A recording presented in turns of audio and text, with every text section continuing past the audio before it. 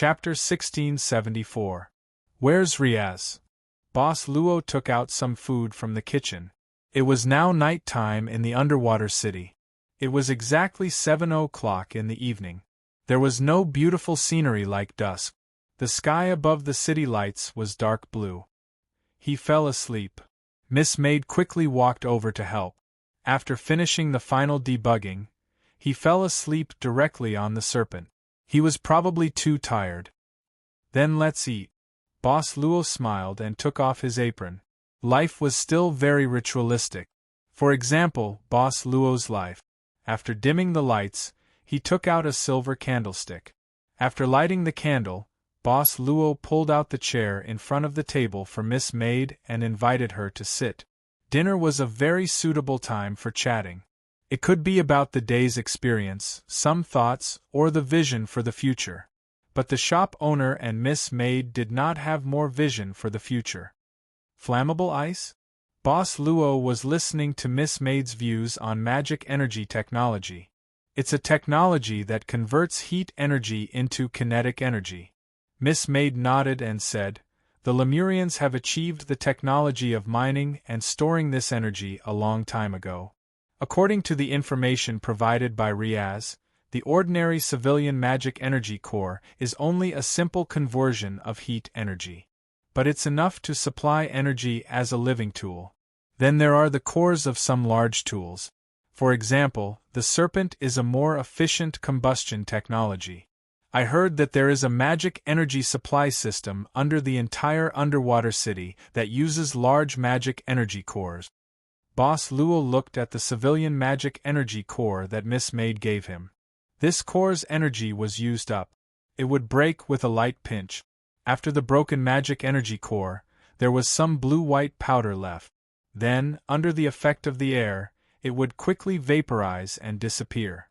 It felt that this gaseous state would not cause pollution to the environment. It was a completely clean energy source.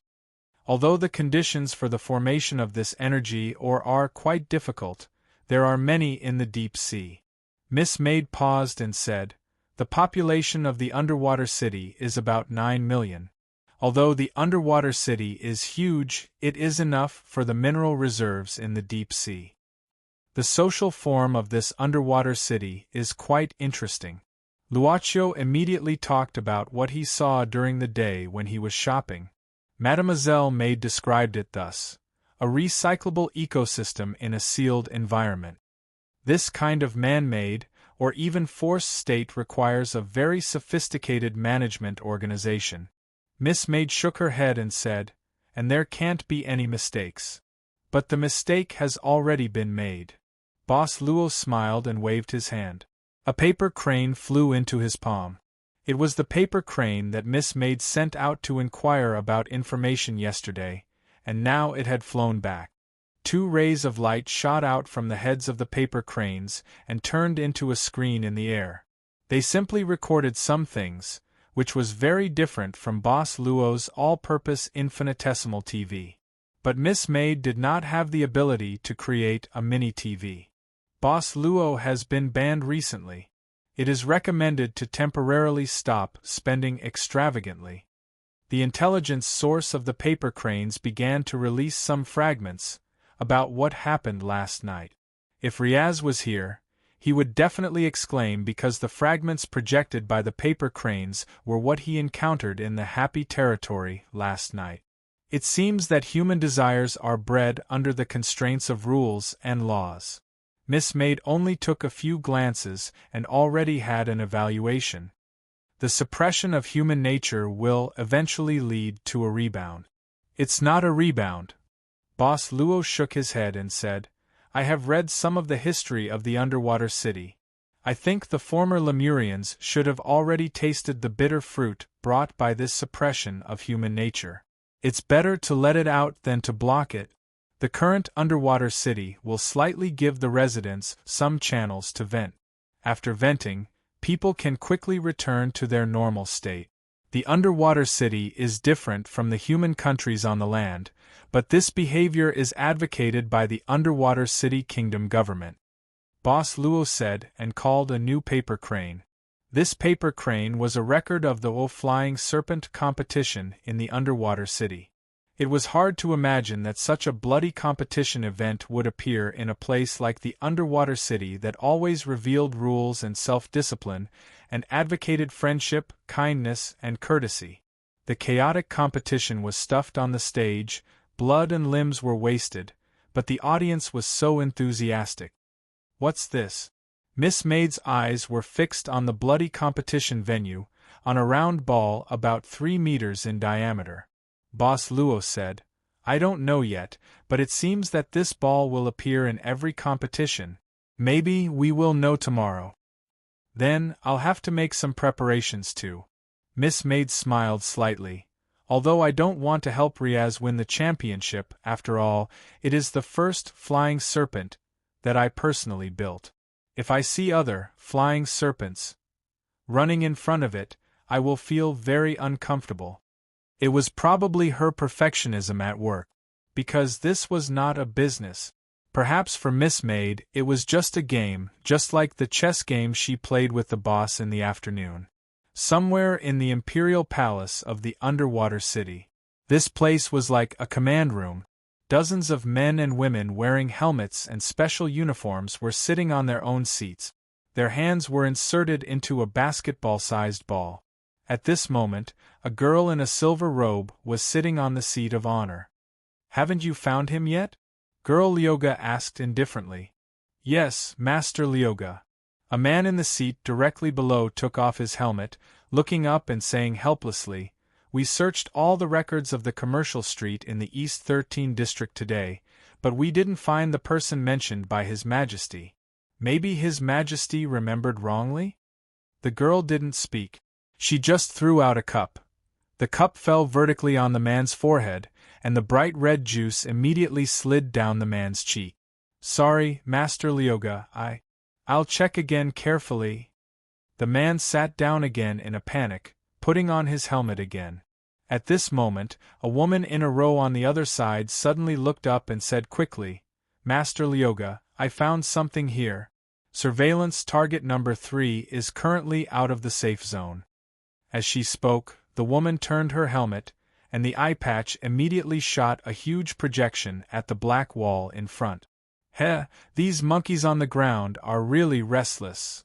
Girl Yoga smiled faintly and then waved her hand. "Keep watching.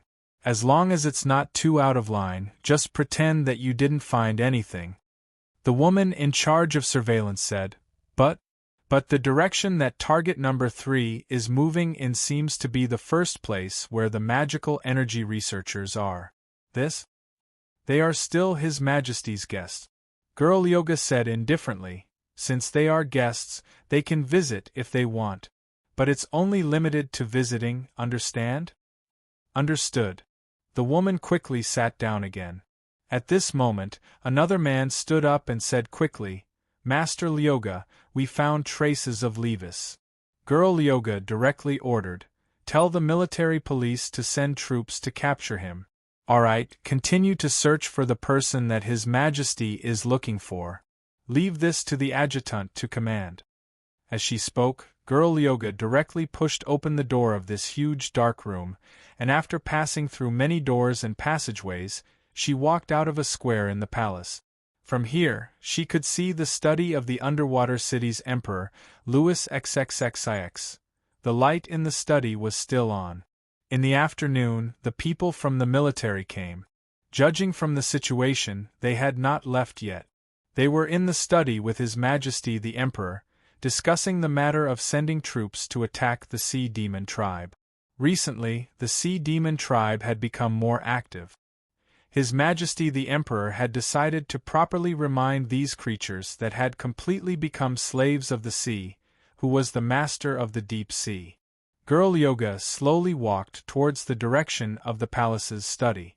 At this moment she suddenly looked up as if she had sensed something, and looked at a certain position in the lower section of the White Tower. On the platform there, Miss Cheen, dressed in white, was overlooking the night view of the underwater city. A bird in a cage. Girl Yoga laughed softly. "You can't fly out of this underwater city." Above the White Tower, Miss Cheen, who was on the platform, seemed to have sensed a certain gaze from below. She didn't care and focused on searching for the faint consciousness that Green Lotus Sword song transmitted to her. Although her cultivation had been suppressed, the technique of the Anata sect was quite amazing. Even though her power was gone, there was still a little bit of her intuition left. With this little bit of intuition, she could roughly sense Green Lotus Sword Song's current location. It was near the venue of the All-Star Flying Pyramid competition that was going to be held tomorrow. If I get closer to Green Lotus Sword Song, it seems like I can trigger its power. As long as I can trigger a strand of Green Lotus Sword Song's sword energy, it would be enough for her to break the shackles on her feet and release the restriction that suppressed her cultivation. Tomorrow, Underwater City, outside the palace, in the first academy of the Magic Research Institute under the royal government. At this moment, a few figures were moving slowly against the shadows on the wall. Among these few figures, one of them was Captain Justin, who was heading to the Underwater City to look for support from the Underwater City's emperor. Captain Justin brought his subordinates and wandered around the periphery of Astral One. After that, he immediately brought his subordinates back to the hotel that Louis XXXIX used to receive them. Just as he returned to the hotel room, Captain Justin quickly asked, "How was it?" One of the subordinates smiled and said, "Don't worry, I have completely mapped out the passageway of Astral One." At this moment, the subordinate quickly took out a pen and paper and began to draw something on the paper. Not long after, the internal structure of Astral One was roughly mapped out. They would never have thought that we have people with detection abilities. Another subordinate laughed and said, "Now, Astral One is no longer a secret to us." This time, the captain's request for help was just a smokescreen. His real intention was to get the magic technology of the Underwater City. Ha! The eyes of the subordinate who was drawing the map lit up at this moment. Tomorrow, the Underwater City will hold a grand competition. At that time, everyone will be attracted to it. It will be a good opportunity for us to make our move. After we snatch the technology and equipment of Astral One, we will immediately set sail on the Sapphire. As long as we return to the sea, these soldiers of the Underwater City will not be a problem. That's right. The technology of the Underwater City is indeed terrifying, and the magic energy warriors are even more powerful.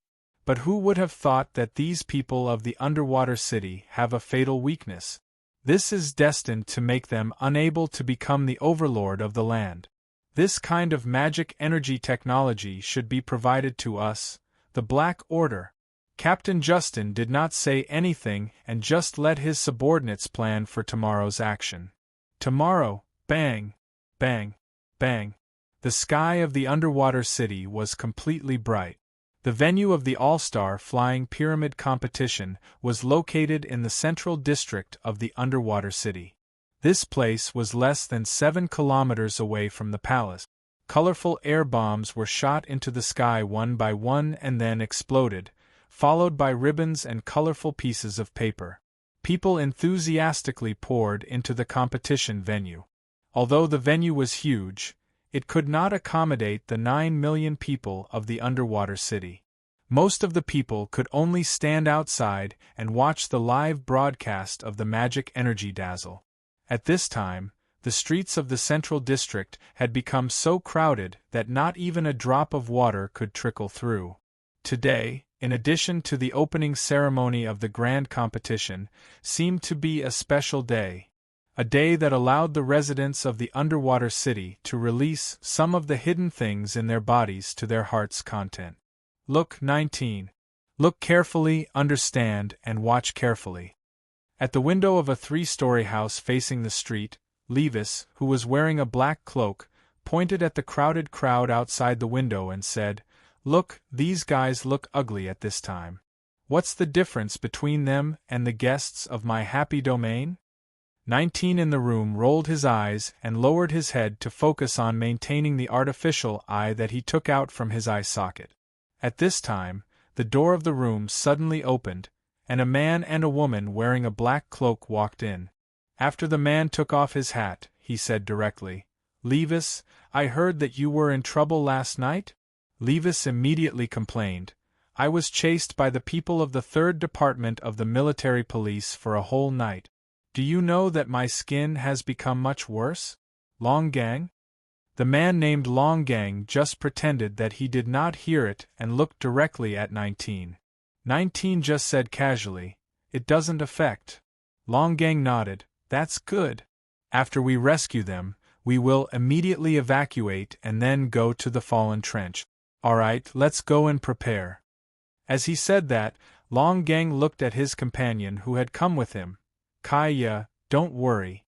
We will definitely help you rescue your husband." The woman did not say anything and only nodded.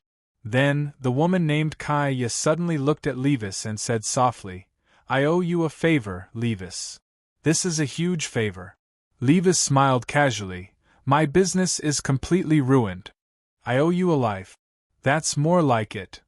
Levis smiled and then waved his hand to open the window. "I actually quite like this grand party.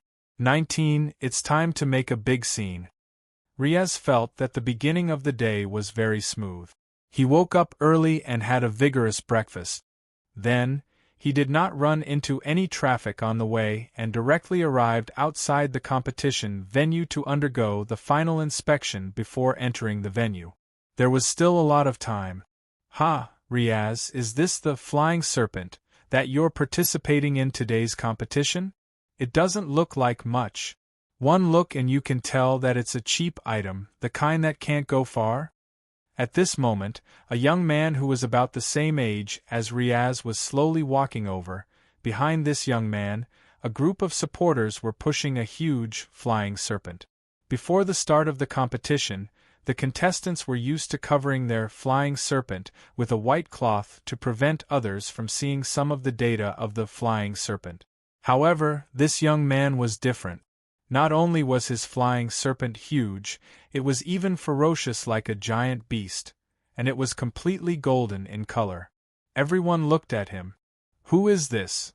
Miss Maid asked calmly. Riaz smiled bitterly. "He's called Core Dorkin. He's my classmate. His family is in the business of recharging magic energy cores, so his contribution points, he has quite a lot. He's not like this normally, but I don't know what he did today. He suddenly became so high profile." Miss Maid laughed. Hashtag PS1. Don't complain about Core Dorkin's name. A certain book friend who doesn't want to reveal his name strongly requested it, you know. Equals PS2. Caught a bad cold for a few days, I'll be back tomorrow. That's all. Chapter 1675. Compared to the flying serpent of an average player, the difference between the flying serpent of a rich player and the flying serpent was indeed like the difference between a lion and a rabbit. The armor that was armed to the teeth, especially the front part of the armor that was like a gigantic beast, was already very difficult to describe its offensive capabilities. The flying tumbler competition did not forbid attacking each other. The violence in the competition was where the passion of the audience came from. But Riaz had some confidence in the flying tumbler that he assembled with his big sister yesterday. When he was testing it yesterday afternoon, he was very clear about the new flying tumbler's data. Even though he was shocked by the flying tumbler that he had bought yesterday, he was not afraid. "Riaz, you exposed your flying tumbler too quickly." Riaz did not care about Riaz's provocative behavior. "What's wrong with you today? You're not usually so flamboyant." This Riaz student not only competed with a shiny, flying tumbler, even his clothes were dressed up. From head to toe, he exuded a rich aura. Even his shoes were inlaid with a lot of gems. Even his eyes seemed to reveal the luster of gems. No, Riaz, this is the original me. You don't understand the difference between us at all. How can my golden beast be compared to a piece of trash like you that was made with cheap stuff?" Riaz cracked open his teeth. Under the light, even his teeth shone with a shiny luster. "Give up this competition, Riaz, come and help me.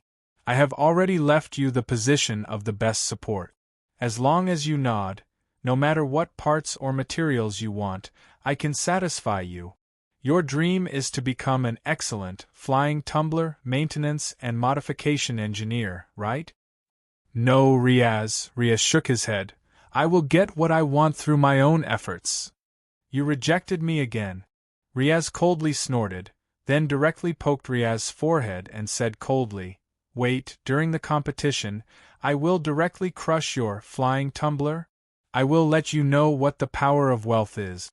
As long as you come to my side, you will be able to display all your talents. Then, let's decide the winner on the field." Riaz clenched his fist lightly, his face full of fighting spirit. Cao Duojin snorted coldly, waved his hand, and ordered his people to push his huge flying golden giant beast away. The crowd gradually dispersed. Riaz returned to Boss Luo and Miss Maid's side apologetically. "About that, spending money means no harm. He's not like that usually. Are you two very good friends?" Boss Luo asked with a smile. Riaz said subconsciously, "We grew up together. We've known each other since we were kids. We've always been classmates. Recently, I've been on leave and haven't been back to school. In the beginning, he spent a lot of money hoping that I could join his team." Boss Luo said, "I think this guy's team is quite strong. If you join his team, you might be able to get a better ranking. Don't you want to earn more contribution points?" Riaz shook his head and said, "It's different. If I don't participate as a player, I can't get special contribution points. I want my father and mother to meet, so I can only use special contribution points. It's hard to exchange between normal contribution points and special contribution points." And what?" Riaz whispered, "and I don't want spending money to give me his main competitor identity. His dream is to become a professional flying serpent player." "He'll help you?" Riaz nodded. "He's not like that usually." Boss Luo said noncommittally, "Today's underwater city might not be like usual." Riaz looked at Boss Luo in confusion. "Not like usual? Then what is it like?"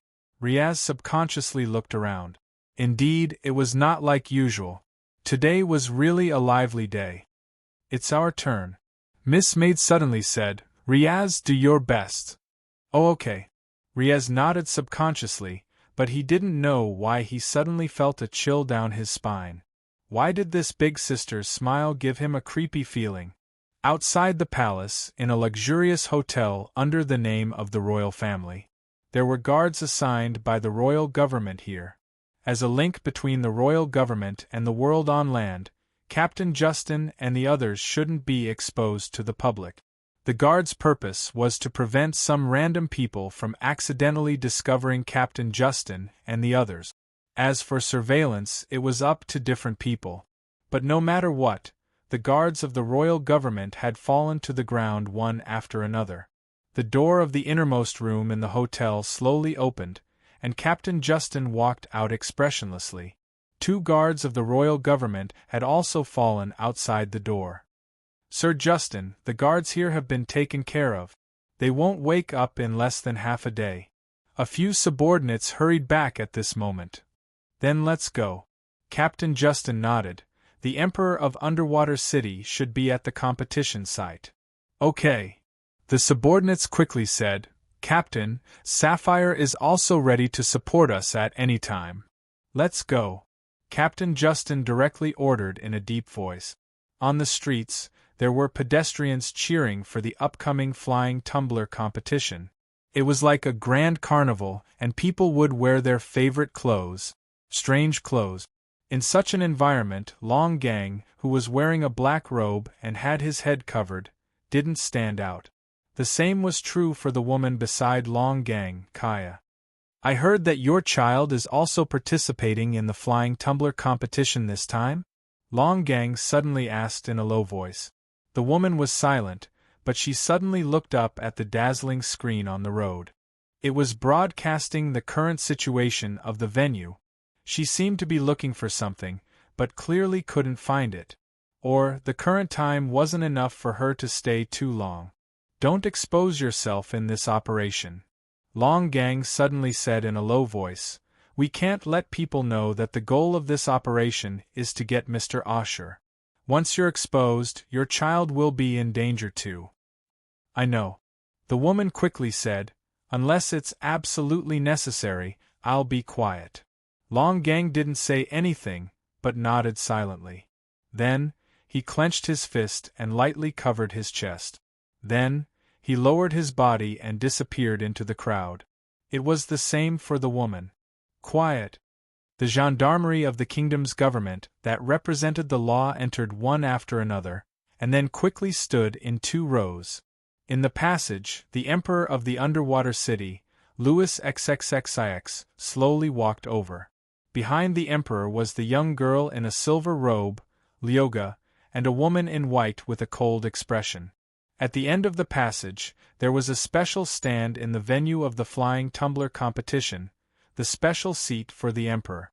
It was like a bridgehead, enough to overlook the entire venue.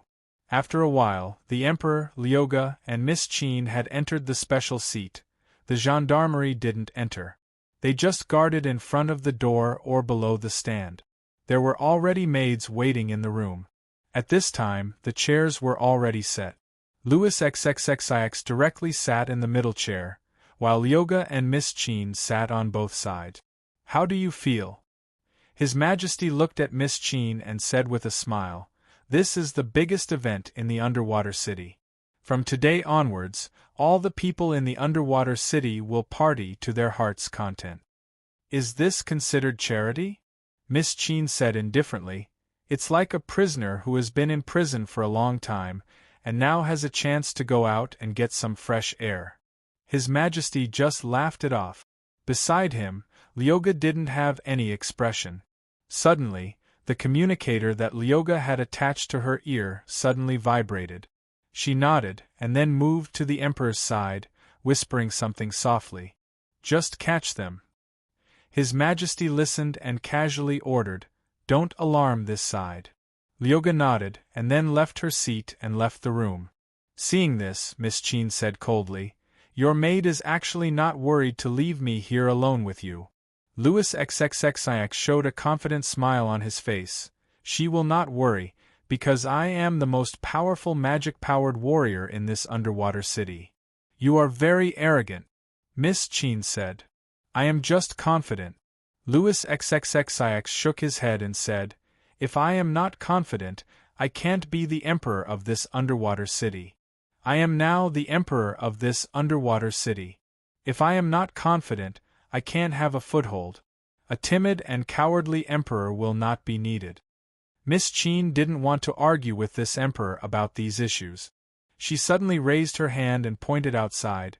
That round ball, what is that thing? She was talking about a huge round ball that was suspended above the competition venue. It was shrouded in darkness, giving her an ominous feeling. It is some kind of purification device. Louis XXXIX said slowly, we use it to purify some of the bad things in the bodies of the underwater city's residents. There are also some other uses. What uses? Miss Cheen frowned. His Majesty said with a smile, after you become my empress, I will share this secret with you. I am looking forward to the moment when you give birth to an outstanding descendant for me. I am very curious, Miss Cheen said, why did the 2 empresses before you die? Logically speaking, with the medical technology in this place, there shouldn't be any incurable diseases. His Majesty said, don't worry, they were not murdered. I will tell you why they left me. After she became the empress. This had always been the excuse Louis XXXIX used to deal with Miss Cheen, as if she could directly own half of the underwater city after she became the empress. This position is not good. Miss Cheen suddenly stood up. I want to go to the seat below. His Majesty looked in the direction Miss Cheen was pointing at and found a torch platform. He shook his head and said, the line of sight here is the best. You will see it clearly. His Majesty then waved his hand. A large number of dazzling light screens appeared in front of him, projecting the entire venue without any blind spots. At the same time, handcuffs suddenly popped out from Miss Chen's seat and fixed her on the seat. Louis XXXIX left his seat and walked to Miss Chen, suddenly kneeling down on one knee. "As long as you are here, you can get everything."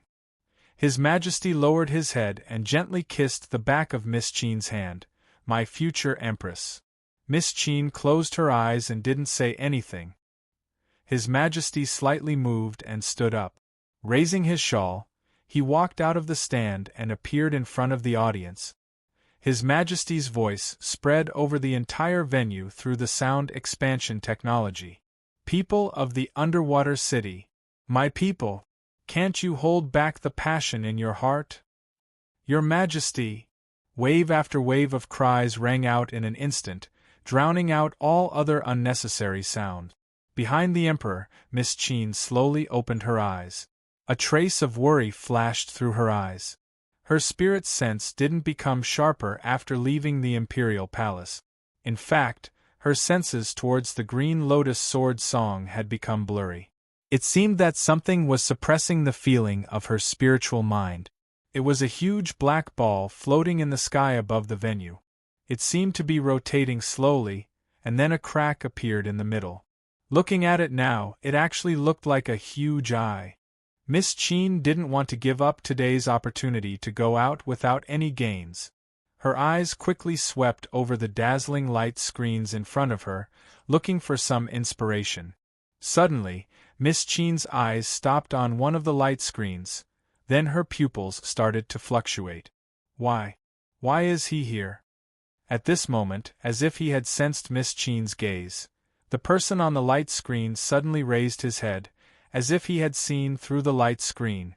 "It's him. The owner of the shop, Miss Chen." Chen Chuyu's calm state of mind couldn't help but waver at this moment. Perhaps she didn't even need to look for Green Lotus Sword song. The chance to escape had come quietly. Chen Chuyu slightly opened her white teeth, but the person on the light screen turned around, as if he hadn't found anything. Chen Chuyu couldn't help opening her mouth. "So angry. I didn't participate in the ranking match before, so I can only be the last one in the competition." At this moment, Riaz came back with a bit of annoyance, holding a document he had just received from the venue. His expression didn't look optimistic. But Boss Luo and Miss Servant Girl didn't seem to care too much. Instead, they were discussing something. "Suddenly, I have a feeling that the world is very small," Boss Luo said. "This Miss Chen doesn't seem to be in a good situation." Miss Servant Girl said indifferently, "This is really an interesting encounter. A female cultivator from the land of Kelowna was trapped in the underwater city and was chosen as a concubine by the Emperor of the underwater city. The plot suddenly started in Unrequited Love Valley." Chapter 1676. In the Emperor's special seat.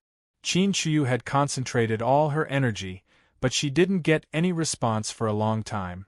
This even made this female cultivator, who had transformed from a fox demon into a human and then rushed to the top of Kelowna's Taoist world as a human, have some kind of illusion.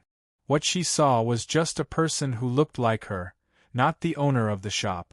It was fine if there was a person who looked like her, but what was going on with the maid next to her? Logically speaking, no matter what the customer asked for, even if it was just a similar idea, they should show up. But Chen Chuyu felt that something seemed to be isolating her. It wasn't the mysterious round ball above the venue, but the other party unilaterally closed some kind of contact channel. What's going on? Is it judging that my current situation is not enough to carry out the transaction? Chen Chuyu couldn't help but fall into contemplation. She didn't know anything, and this was the first time she contacted a customer of the shop. She even made some miraculous transactions. For example, she got rid of her fox demon body and became a human. A real human, not the kind that cultivated into a human form. My current request is obviously to get away. But according to the current situation, the chance for me to get away is infinitely close to zero? This made Qin Shiyu have to re-examine the current situation. Qin Shiyu couldn't help but blame the shop owner for ignoring her. In the other party's perception, she was now in a situation where she basically couldn't get away without the intervention of external forces. Qin Shiyu, who had a transaction record, had some understanding of the shop's means of fulfilling wishes. As long as she was willing to spend time and effort to accomplish it and could accomplish it, the shop usually wouldn't charge a high price. Only those wishes that were beyond her ability would be charged a high price. The idea in her mind gradually became clear. But she had never thought of one thing. The shop owner might have the ability to actively close the transaction trigger mechanism. Louis. Right at this moment, amidst the complicated fog, Qin Shiyu suddenly looked at the Emperor of the Undersea City, as if she had the good fortune to do so. You rarely take the initiative to call my name. The Emperor now looked at this powerful woman of the human clan who was fished out from the deep sea with surprise. This woman was indeed powerful.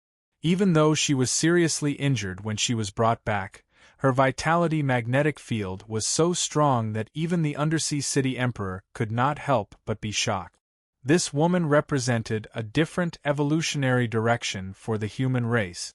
At the same time, the Emperor of the Underwater City was indeed obsessed with her appearance, especially her cold temperament. I will fall in love with someone. Qin Shiyu looked at the Emperor expressionlessly. When Louis XXXIX heard this, he could not help but frown. I will dedicate my heart to the person who wins the championship in this competition.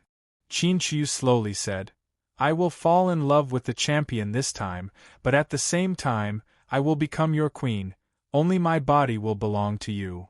You are provoking me. Louis XXXIX shook his head. He had no intention of getting angry. You know, I have plenty of ways to make your plan fail. But you are very confident. Qin Shiyu chuckled. This undersea city is yours. Everything here is yours. They are like dolls in your hands. Everything is going according to your will.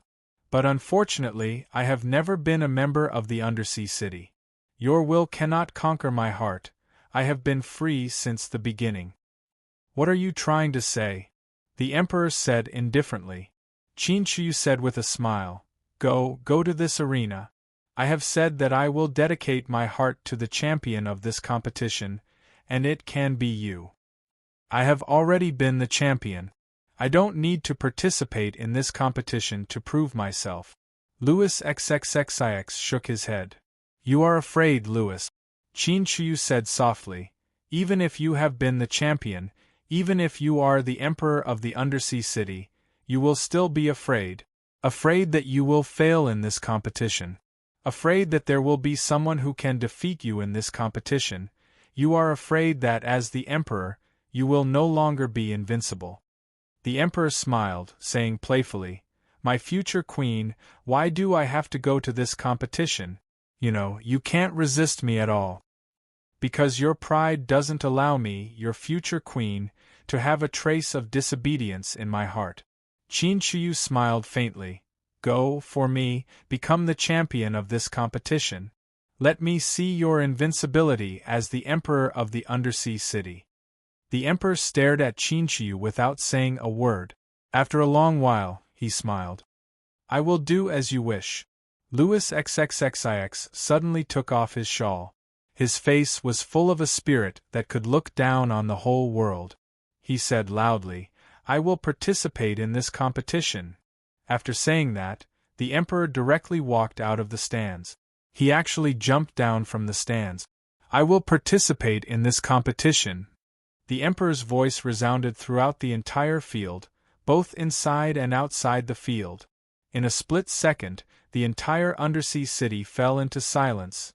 However, after the huge silence, there was a call that sounded like a volcanic eruption. The announcement of the Emperor's participation in the competition pushed the people's emotions to the peak. The deafening sound waves seemed to even shake the air. Go, Louis. Qin Shiyu looked at the back of the Emperor silently. Soon after, she looked for something on the screen again. That was just a brief glimpse on the screen, and now it had disappeared without a trace. Chinchu couldn't help lowering her head and muttering to herself, "I hope you're here to help someone win." She wasn't sure, but it allowed her to take a gamble. Anyway, her current situation couldn't be worse. What's going on? Why did the Emperor suddenly participate in the competition? What a capricious Emperor! Outside the competition venue, in the carriage of a special vehicle used for interviews, the staff in charge of the live broadcast of the TV station had already fallen down. Instead, there were two men who had quietly intruded: Levis and 19. At this time, Levis was looking at the screen. Almost all the cameras were focused on the figure of the Emperor. He clicked his tongue in wonder. Although that's true, this Emperor is really. No matter how many times I see him, I'm still in the mood to worship him. 19. Look, his muscles, his lines, his face. TSK. I'm just concerned if the Emperor's sudden participation will affect our plan. Levis shook his head. Or rather, it's more beneficial for us? Think about it, Louis XXXIX suddenly participates in the competition. This isn't an ordinary competition, but a flying to a competition where injuries and even death are unavoidable. I think the officials of the kingdom's government must be scared out of their wits, right? I hope so. 19 nodded. Levis sneered at this moment, then reached into his chest and took out a necklace. A palm-sized crystal chip was tied to the necklace. Levis put his hands on the operation table of the interview vehicle, suddenly taking out a similar crystal chip from the table. Then, he inserted his own crystal chip. A good show is about to start. Let's wait for Boss Longang. I didn't expect the Emperor to participate. The heavens are really helping me. Outside the Magic Research Institute, Captain Justin and his team were overjoyed after receiving the news through the live broadcast of Magic Ability Dazzling Shadow. This competition was a day of celebration for the whole city, and all the posts were given a precious holiday. Even an important place like the Magic Research Institute was only left with guards at this time. In fact, many of the guards had gathered together to watch the competition. Thus, with the help of a subordinate with perceptive abilities, Captain Justin and his team did not even spend too much energy to successfully invade a secret research lab in Astral 1. The most important thing is the information on magic ability technology. Next is the finished equipment and magic ability core. Imagine yourself as a robber entering the city. This place has the capital to make a comeback. Under the command of Captain Justin, his subordinates were like locusts passing through in an instant. But at this moment, the door of the Research Institute suddenly closed. What followed was a piercing alarm sound. What's going on? Have we been discovered? No, we didn't alert the guards on our way here. Don't panic. Activate the backup plan. Captain Justin calmly gave the order at this time. Don't forget that we have weapons in our hands that can defeat these soldiers of the underwater city. As long as these people of the underwater city have that weakness, we have the capital to escape no matter how many there are. With that, a subordinate hurriedly walked to the wall of the Research Institute and put his hands on the wall. Soon, the wall melted directly, revealing a large hole big enough for a person to pass through. The subordinate quickly turned around and said, "Captain, this way. I'll open the way in front. The walls of this path can't trap me." Just as he spoke, a small team of 8 people appeared in front of the broken hole. These were obviously not the guards of Astral, One itself, but the military police of the royal government. It seems that our actions have long been in the eyes of His Majesty the Emperor. Captain Justin shook his head and looked at this line of military police. He said expressionlessly, "The military police only appeared after we took action. His Majesty the Emperor is really confident." A person walked out and said in a deep voice, "Mr. Justin, His Majesty has instructed that as long as you return to the hotel now, His Majesty can pretend that this incident never happened. His Majesty is still sincere in cooperating with you. Please go back." At this point, I don't think that your Emperor can still sincerely cooperate with me. Captain Justin shook his head. If it were me, I wouldn't. However, if you want to keep me here, you have to see if you have the ability to do so. With that said, one of Captain Justin's subordinates suddenly rushed out. This subordinate was holding something like a flashlight in his hand at this time.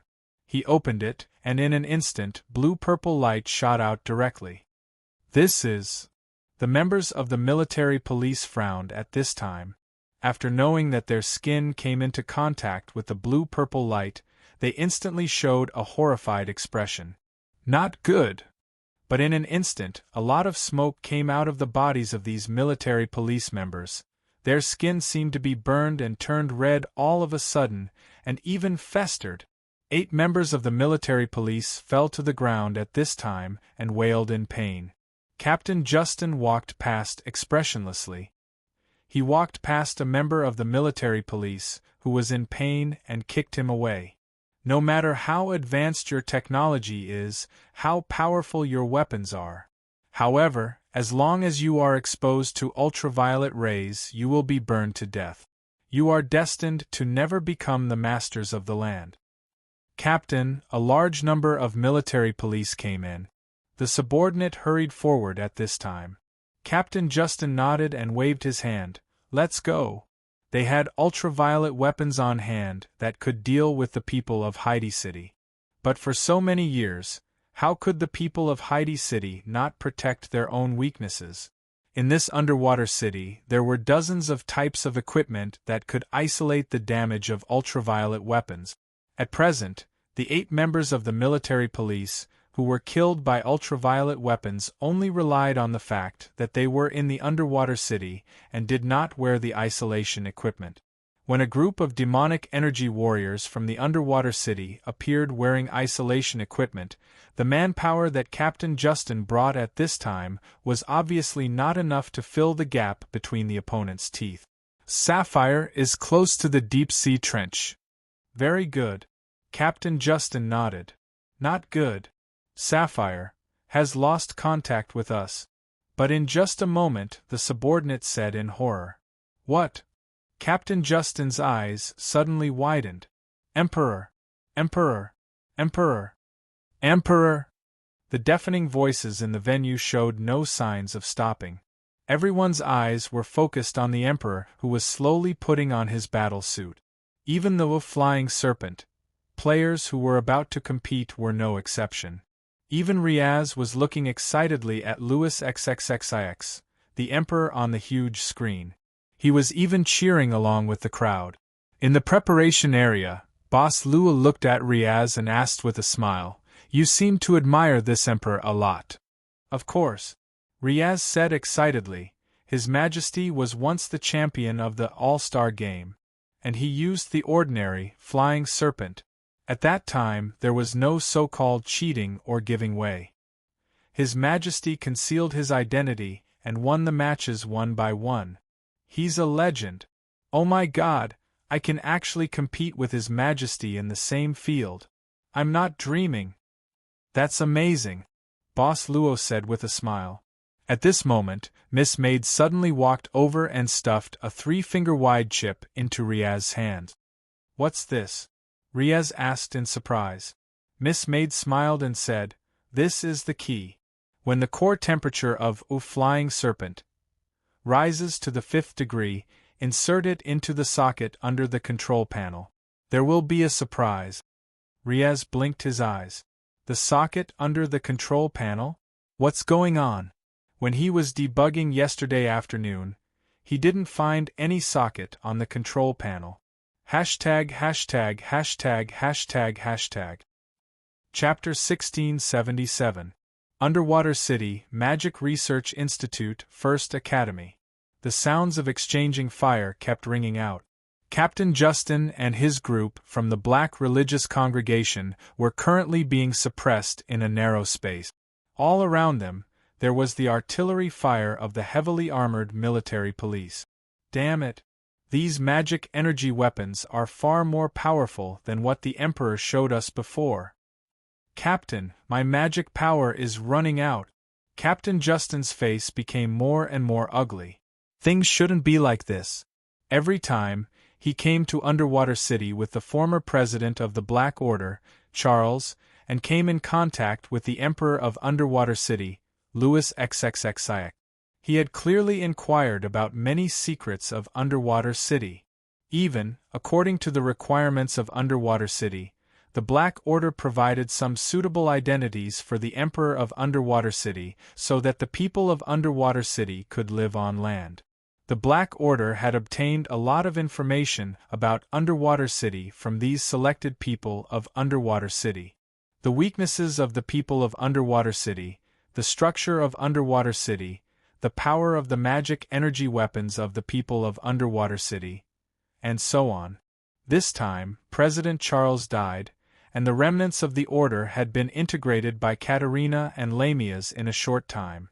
Captain Justin had always been loyal to President Charles, but now that President Charles was dead, he was unwilling to succumb to the old woman, Katerina. Therefore, he had the intention to do something in Underwater City, obtain powerful weapons, and rule over the Black Order. Please give up resistance, or we will kill you. This was the second ultimatum from the military police. Captain Justin did not think that these military police had the patience for a third ultimatum. Captain, what should we do now? If we surrender now, I don't know what the Emperor of Underwater City will do to us. Let's kill our way out, as many as we can escape. Captain Justin's eyes flashed with a ruthless look at this time. He took a deep breath and said, "Open the barrier. I will negotiate with the Emperor of Underwater City." Captain, we still have a chance to rush out. Captain Justin shook his head and said, "We are the only channel for the Undersea City Emperor to contact the surface world. They didn't kill us immediately, which proves that the Undersea City Emperor doesn't intend to completely terminate the cooperation between the two sides. Naturally, there is room for maneuvering. At most, it's just some more unequal agreement. It's better than dying here." "Well, all right then." His subordinates were already moved, and the protective barrier slowly opened at this time. Captain Justin walked out expressionlessly, but just as the captain was about to walk out of the barrier, he stopped. He turned around and tossed an object into the air. The subordinates were shocked at first, then showed fear, and then glared at Captain Justin. Before they could say anything, they were completely swallowed up. The thing that was thrown out was like a monster, instantly swallowing their bodies. Then, it turned into a huge sarcoma and began to squirm. Captain Justin looked at this scene expressionlessly. When the military police outside rushed in, Captain Justin's body suddenly melted. His body turned into a pool of silver liquid, and then adhered to the wall. In just a moment, he had completely merged with the wall and was indistinguishable. At this time, the military police outside had already rushed in, and they saw the huge sarcoma instantly waving its tentacles to attack. The military police guards directly attacked in surprise. The powerful magic energy weapons and light cannons instantly fired. Finally, the huge sarcoma directly exploded, and flesh and blood instantly stained the surroundings. "What the hell is this thing?" Looking at the messy scene in front of him, the captain of the military police could not help but fall into contemplation. But they had been surrounded, and the intruders obviously could not escape. The captain immediately issued a series of orders. Soon after, the place where the battle took place was completely sealed off, but the military police still did not leave. They were still carefully searching the rooms of Astral 1. The prison of Underwater City, the lowest level. This was a place specially used to imprison serious criminals of the Sirens. In addition, some residents of Underwater City who had committed serious crimes were also imprisoned. In fact, with the legal environment of Underwater City, there were very few cases of residents committing crimes. They committed crimes, but it was more because they were tempted by the Sirens, and thus fell. They became spies of the Sirens in an attempt to destroy the peace of Underwater City. Once the crimes of these residents were confirmed, the kingdom's government would publicize them. They would also be stripped of their identity as residents of Underwater City, and become a scourge like the sirens, hated by everyone. But what the people did not know was that the lowest level of the prison of Underwater City was actually a huge mineral deposit, the most important raw material used to start the magic energy core. In the deepest part of the mine, the terrain was complicated, like a maze.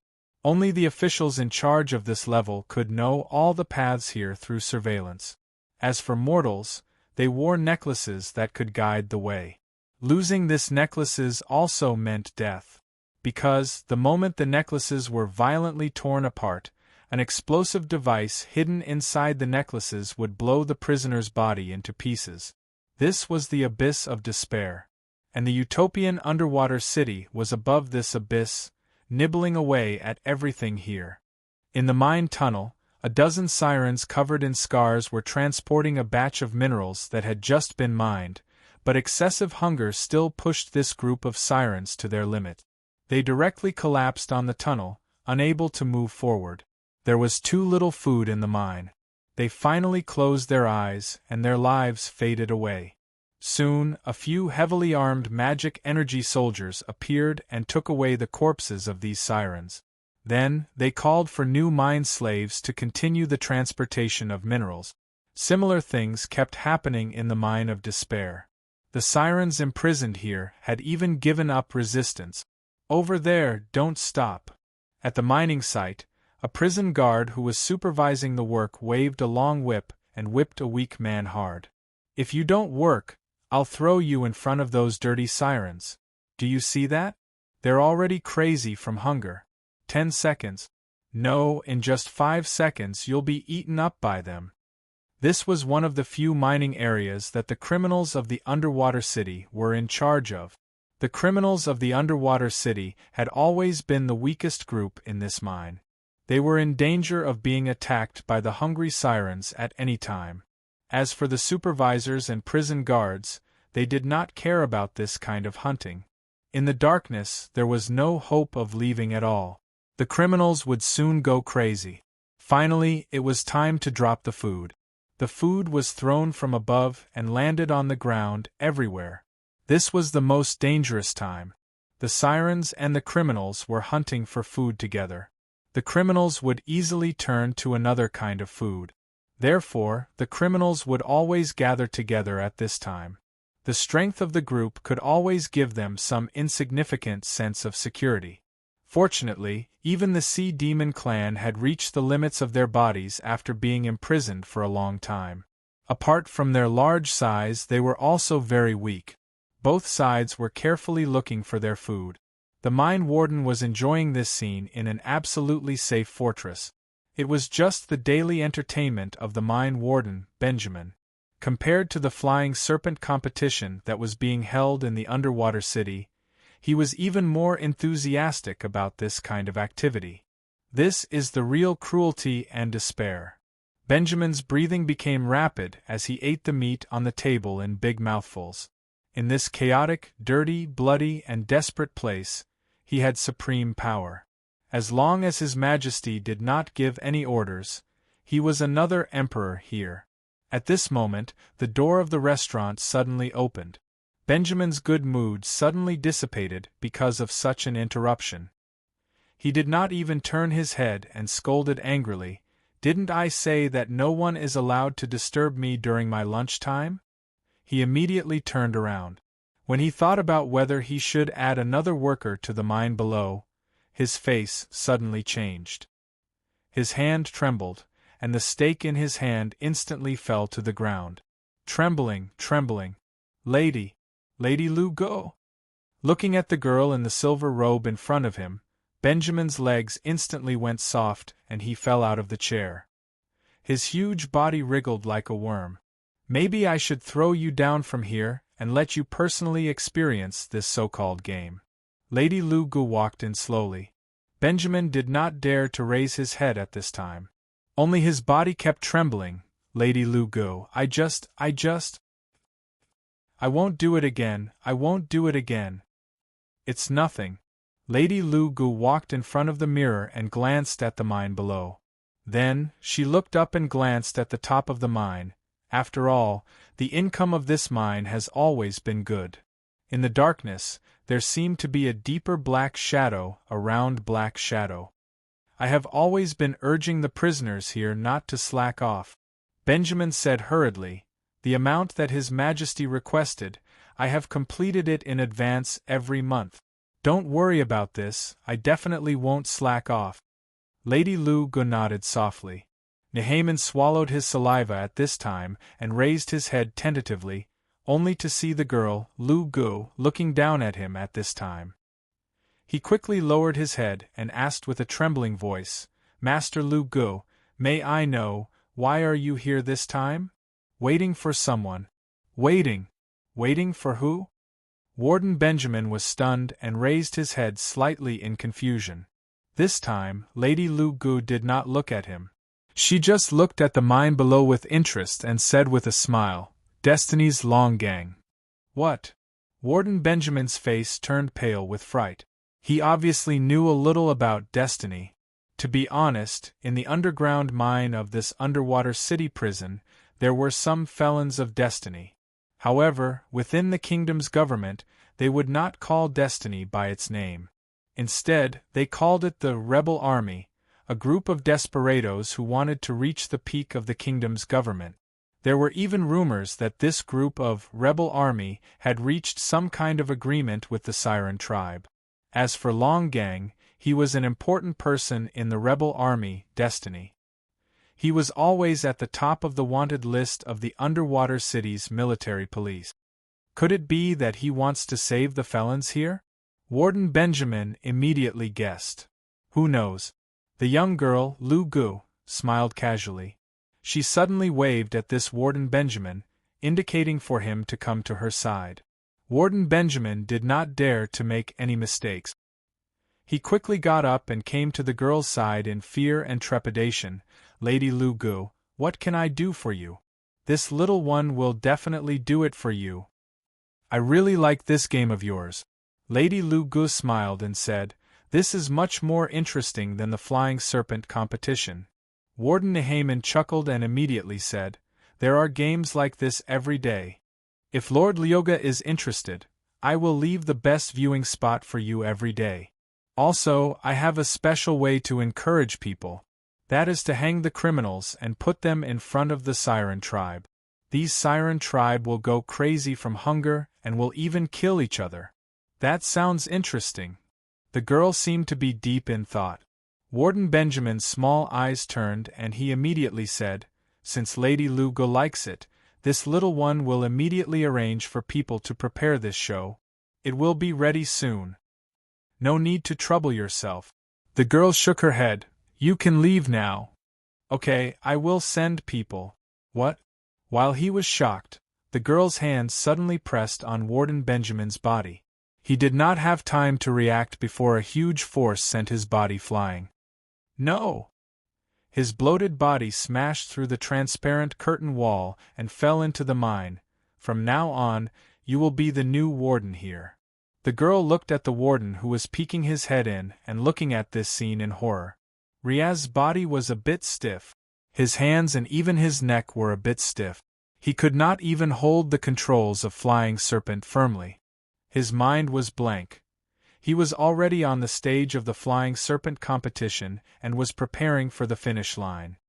He knew that in this kind of competition, he would definitely be nervous. How could he not be nervous? After all, this was the all-star competition.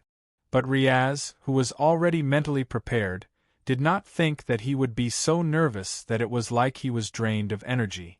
It was because it was impossible not to be nervous. Riaz was wailing in his heart. Young man, you are very brave. You dare to walk on this stage at this age. I'm very happy to be able to meet you in this competition. This will be a wonderful competition. You are flattering me, Your Majesty. Perhaps it was because of confidence or because of his own strength. The Emperor of Underwater City was right next to Riaz at the end of the competition. Riaz subconsciously looked at the support area assigned to him by the competition venue, but he saw Boss Luo and Miss Maid looking at him, holding cheerleading props in their hands that he didn't know where they got them. Come on, Riaz. Riaz showed an ugly smile, then took a deep breath and looked forward. However, not far ahead, Krakow Duogene, who was sitting on the gold giant beast, turned his head and glared at Riaz behind him. He gritted his teeth in anger. Even if it was the Emperor of Underwater City, but this was the stage of the flying serpent competition. There were some things that even the Emperor could not give up. Krakow Doken took a deep breath and looked determined. The moment the gunshot sounded, Krakow Doken pressed the gold giant beast's acceleration button. Go! Gold giant beast. Chapter 1678. It's Master Benjamin! Quick! Go save him! They were not in the sturdy fortress, so they did not know what had happened in the fortress. They only knew one thing.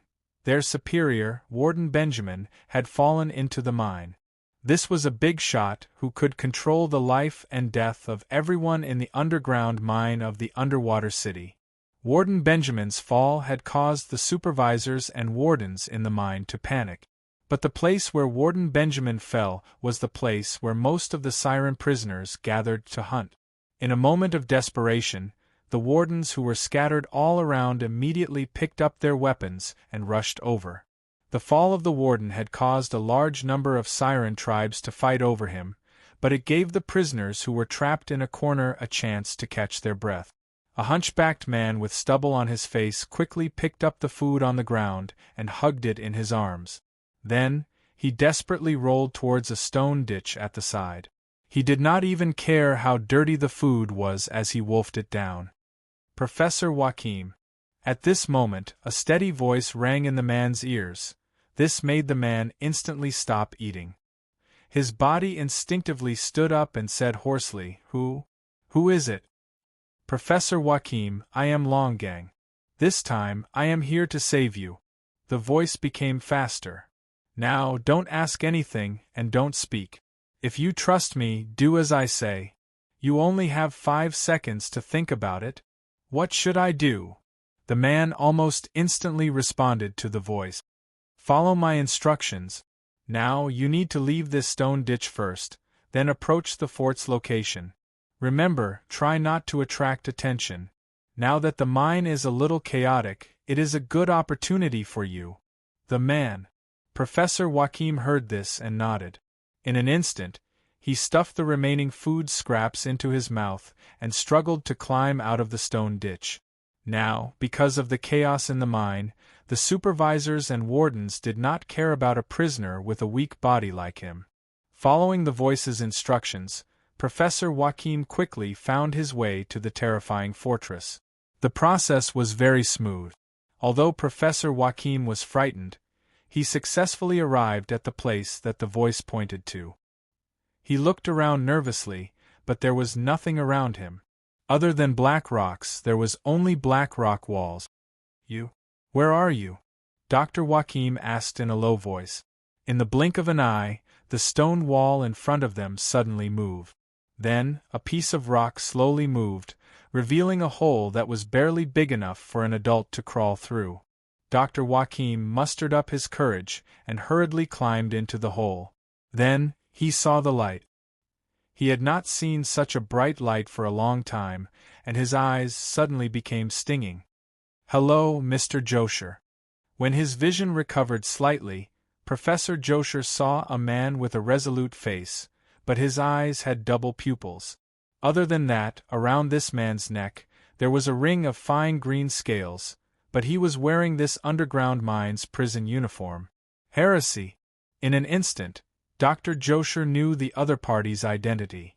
It was a species born from the crossbreeding between the people of Underwater City and the Sea Demon clan.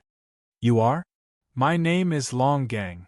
Longang quickly said, I know you have a lot of questions, but if you want to leave this place, you can only trust me. Otherwise, you can only stay in this dark place forever. Death might be your best choice. Professor Joachim frowned. You know Kaya? My wife. Once we leave here, I'll answer your questions, Longang said quickly. Kaya is a member of our organization. As expected. Professor Joachim's eyes narrowed. What do I have to do now? Put on these clothes. Long Gang quickly took out a set of prison guard's clothes and handed it to Dr. Joachim. Please put it on. For these 2 sets of clothes and this rescue opportunity, we have already lost 3 of our partners lurking in the prison of the underwater city. Professor Joachim could sense the heaviness in Long Gang's voice. He silently took the clothes and put them on. According to Long Gang, this secret passage was secretly built by his organization over a long period of time. This was probably to save the accomplices of the organization who had been infiltrated into the mine. This might be your only chance to save your comrades, but you're giving it to me. Professor Joachim laughed bitterly. What do you want from me? Astral 6. Long Gang lowered his voice. We want to know what happened to you in Astral 6, Professor. The kingdom's government has charged you with treason. After that, half of Astral 6 was destroyed and many people died. We asked around, but we didn't know the truth. After that, you were sent to prison. So, we speculate that you might have come into contact with something in Astral 6. Professor Joachim looked at the passage in front of him and frowned. Astral 6 is just an ordinary medical research institute. Every year, all the newborns are sent to Astral 6 for vaccination, Long Gang said in a low voice. A place like this isn't ordinary at all. If I can leave safely, I'll tell you what happened in Astral 6 that day, Professor Joachim said in a low voice, but the prerequisite is that I have to see Kaya. You'll see her soon enough. Long Gang smiled confidently and pushed open a metal door that was less than a meter wide. This is the passage to the underwater city. It's our escape route. Perhaps it really was possible. Joy flashed in Professor Joachim's eyes. So you're saying that Nehaman's fall was also your doing? To attract the overseers and wardens? No. Long Gang shook his head. That wasn't my original plan. In fact, I didn't even have time to carry out my original plan. However, it's obvious that the warden's fall was more effective than the chaos I planned to create. Don't you find it strange? Professor Joachim frowned. Long Gang said, It's very strange, but I can't think of any conspiracy that would cause the warden of the underwater city to die tragically at the hands of the sirens. Perhaps something really did happen in the fortress. Professor Joachim did not speak. The conveyor belt that was transporting the minerals slowly rose. He raised his head and looked at the top. Every second felt extremely long and frightening. We're here. Finally, the conveyor belt gradually slowed down. It had reached the top. Long Gang pushed open the lid above his head and took the lead to climb out. After a while, Long Gang extended his hand and pulled Professor Joachim out. We're really out. Professor Joachim looked around in disbelief. There was a huge magical machine here, completing the sorting of the minerals that were sent up from the underground. Of course, there would be someone watching over such a workshop, but at this time there was no one in sight. Today is the opening ceremony of the Serpent Tournament and the first round of the auditions. Even the Emperor will be attending. Long Gang smiled. The overseers here are all slacking off. You should know that during the tournament the people in the underwater city are so indulgent. How do we leave this place next? Professor Joachim asked nervously. Follow me. Long Gang gave a reassuring smile. Everything is ready. Later, we will give the Emperor of the underwater city a great surprise. With that said, Long Gang pulled Professor Joachim's arm and walked towards the entrance of the workshop. At the same time, Long Gang took out a box from his body. A tool for long-distance communication. Long Gang quickly said to the box, It's me. The target has been successfully rescued. Levis, you can start now. Please reply if you receive it. Levis, please reply if you receive it. Long Gang's hand was pressing on the lock plate in front of the gate, but at this time, there was no response from the communicator for a long time. Long Gang could not help but subconsciously stop his hand. What happened? Professor Joachim stepped forward and asked nervously. I don't know. Long Gang frowned. The gate in front of him was slowly opening as he activated it. But at this time, a circle of scales on Long Gang's neck suddenly stood up. His polychoria instantly expanded. Long Gang reached out and grabbed Professor Joachim's shoulder and retreated quickly. But at this moment, a black whip, like a poisonous snake, shot out from the crack of the gate. The speed was so fast that it directly caught up with the retreating Long Gang and directly wrapped around his neck. It tightened. Long Gang was pulled to the ground, together with Professor Joachim. The gate finally opened. A girl in a silver robe pointed at the black whip at this time and smiled. "Good afternoon, Professor Joachim and Mr. Long Gang from the Destiny Organization." "You are." Long Gang's face changed slightly at this time. "The silver moon witch under the Emperor. Lyoga." The girl just smiled instead of responding. Then, she raised her hand and the black whip rolled toward Mr. Long Gang. After a wave, Mr. Long Gang's body was subjected to a terrifying electric shock. He screamed miserably. The electric shock was still going on. Professor Joachim on the side was frightened and did not have the courage to resist at all. Until Mr. Long Gang finally lost consciousness and fell to the ground, motionless. At this time, the girl slowly withdrew the long whip and said with a chuckle, "Well, the next good show is about to start. Professor Joachim, do you want to watch together?" Underwater City, Flying Serpent Competition Arena. When the paintballs used for cheering stopped, the entire arena shook slightly. At the same time, the platform began to leave, and then a spiraling track began to slowly rise. Like a giant snake. One round after another, the spiraling track had quickly risen to the height of the highest position in the arena, but it was still rising. It was not until this huge spiral track finally rose to the same height as the White Tower of the underwater city that it completely stopped. There were no obstacles, just a spiraling track, but it once again ignited the enthusiasm of the residents in Underwater City. The rules of the competition were very simple. The first 30 contestants to reach the top would enter the next round of the finals. During the competition, there were no rules. Haha. It's really this World Snake track. My flying serpent. Specialized in accelerating at corners, it seems that it can be put to good use. Along with the gunshots that signaled the start of the competition, those of Flying Serpent specialized in curves and climbing ability instantly rushed out, using their fastest speed to open up the distance between them and the rest of the contestants. When the contestants at the front had climbed to the third curve, Riaz, who was at the last position, was allowed to activate his Flying Serpent. He didn't aim to be the champion of this competition, but at least he needed to get through the qualifiers and enter the finals. Even if he was the last to reach the top, it was fine. "Azra, fight side by side with me." Riaz stroked the Flying Serpent, named Azra under him, took a deep breath, and instantly activated it. A stream of air shot out in an instant, lifting Azra up. Riaz stabilized his body, and there wasn't any sway during the whole process. What a solid foundation. At this moment, His Majesty the Emperor, who was at the last starting point with Riaz, suddenly exclaimed in admiration. This made Riaz almost lose the balance he was maintaining. Thinking that the Emperor was right beside him, and he was also the champion of this competition, Riaz couldn't help but feel a little scared. "Don't be nervous, young man." His Majesty showed a smile at this time. "I will walk with you and enjoy the scenery of the first half of the race."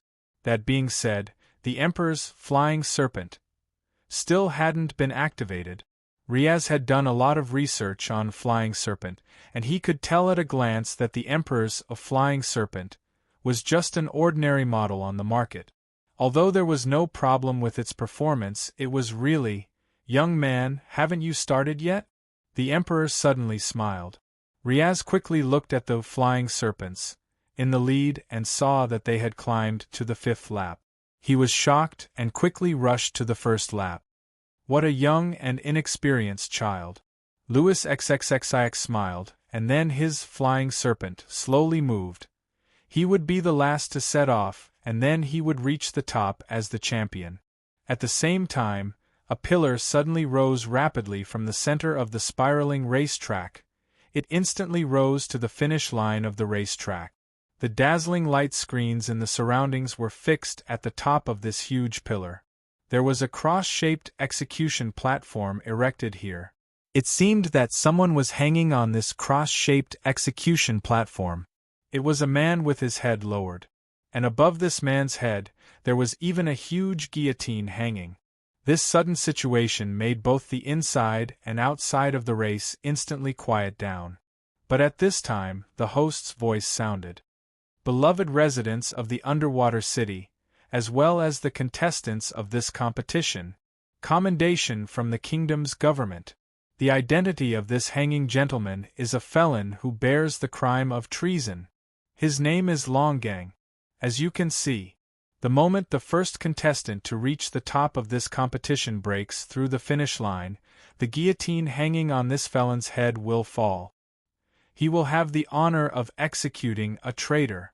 The audience. Immediately, frantic cheers rang out. Hashtag, hashtag, hashtag, hashtag, hashtag PS. 3080 seconds. Chapter 1679. The huge screen even allowed the people in the undersea city to see the appearance of the man who was hung on the pillar carefully. But strangely, there was almost no discussion about this person's origin. They were only keen on waiting for the last moment. Who would break through the finish line and become the one who would be executed? Not only the audience inside and outside the stadium were fanatical, but the contestants who were running on the track were even crazier. In the special spectators stand for the emperor, Qin Shuyu, who was confined to the chair, frowned and watched all this in silence. At this moment, the door opened, and a girl in a silver robe walked in slowly.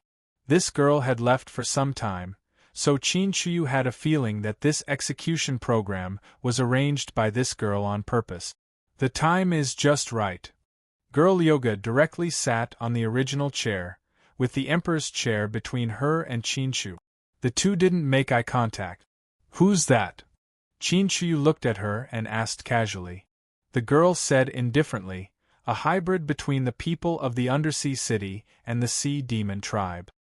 He was treated as a slave of the sea demon tribe since childhood and lived under the rule of the sea demon tribe. Later, the undersea city sent troops to liberate a batch of sea demon tribe slaves and settled them down. But I didn't expect that Longgang's real identity was a spy of the sea demon tribe. He and some guys who were dissatisfied with the royal government established an organization called Destiny, trying to destroy the royal government's management of the undersea city. Just management? Qin Shuyu said with a faint smile. Girl Yoga turned her head and also smiled. You can think of it as management, it doesn't matter. Anyway, this undersea city is just Lewis's gamebox. Qin Shuyu suddenly said, I think, maybe you're more suitable to be his queen than me. But your identity is just his slave, which is really a waste of your talent. Girl Yoga played with her fingernails, saying, If you say so, then so be it. Let's just watch the show. Such a good show is rarely seen in normal times. Qin Shu said indifferently, It seems that there's going to be a bloody storm. The companions of the so-called rebel army organization probably won't watch their companions being executed like this. Who knows? Girl Yoga smiled slightly. She flicked her fingertips, making a slight sound under the collision of her fingernails. She suddenly said, Why do you want His Majesty to participate in the competition? I just want to see how this man looks when he's being toyed with. Qin Shu said with a faint smile, Now it seems that he is no different from ordinary men. The young girl, Crystal Song, laughed. No matter what you're planning, you won't succeed. In Underwater City, Lewis is the god here. Perhaps you think that the magical civilization is everything here? You may not know anything about true power. The real power. Qin Shu opened her mouth slightly, but her eyes fell on the arena faintly. Perhaps he really knows nothing about it. The young girl, Crystal Song, subconsciously frowned. She keenly sensed that this Miss Cheen seemed to be hinting at something else. However, she soon shook her head lightly and said indifferently, "Soon, you will see Louis's ruling power over Underwater City." But Cheen Chiu closed her eyes and didn't say anything. The young girl, Lu Gu, snorted softly. She took out a plate-like board and tapped it with her finger. Gradually, she revealed a smile. This is, in the crowd, Kaya, who was dressed in black robes and had her head covered, watched the scene on the screen in fright. She had never felt so horrified before. She walked quickly on the street, dodging the people around her with agility. Very soon, she arrived near an interview vehicle. However, the interview vehicle had already been surrounded by the military police. 2 men were currently being led out with their heads covered by black cloth. Looking at their clothes and reminders, Kaya immediately realized that they were Levis and 19. Had the operation plan been leaked? Could it be that there was a traitor in Destiny who sided with the kingdom? This was going to be a fatal crisis for Destiny. At that moment, many thoughts appeared in Kaya's head.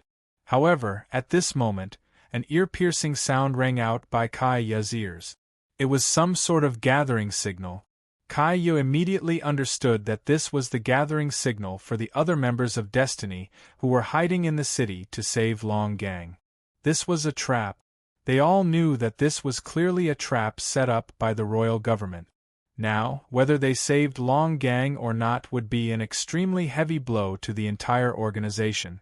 However, at this moment, Kaya's other communication device suddenly rang. Looking at the other party's channel, it was actually Long Gang's channel. Kaya was surprised. After a moment of hesitation, she opened the communication device and said softly, "Who are you? It really is you. Kaya." This voice is. Kaya was surprised at first before she ravished with joy. "Jochu? Jochu, is that you? Why do you have Long Gang's communication device?" "Long Gang saved me from the underground mine, but in the process of our escape, Long Gang was captured. I managed to avoid disaster. Kaya, I'm very scared right now. I don't dare leave this place. There are people out there who want to capture me. What should I do?" "Don't be scared." Kaya sucked in a deep breath and said sternly, "Send me the location. I'll come back for you, Jochu. I'll definitely come to your side. I'll wait for you. Quick." Inside the arena, the supporters that the contestants had brought with them were currently using the special channels inside the track, rapidly ascending to the various temporary platforms. The contestants would decide whether to enter these platforms to replenish or repair their serpent based on their knowledge. Yes, repair. As long as the contestant did not give up directly or was unable to continue fighting, they could still continue the competition. However, after the initial sprint, the contestants had already split into 3 groups. Currently, the most intense battles were happening in the second group. Serpent could be modified to give it great destructive power. Apart from the fact that magic energy weapons were forbidden, there was basically nothing else that was forbidden. Among them, simple yet destructive weapons such as metal spikes and steel sawtooth were especially popular. However, there were already some contestants who could not reach the temporary replenishment area. When the first contestant fell from the track, his body smashed into pieces as he collided violently with the ground, and the frenzied cheers overwhelmed the crowd. However, this was only the beginning. The contestants, the remains of Serpent, and the blood quickly polluted the bottom of the track. Riaz was shocked by what was happening before him. He had even forgotten that he was actually on a track like this.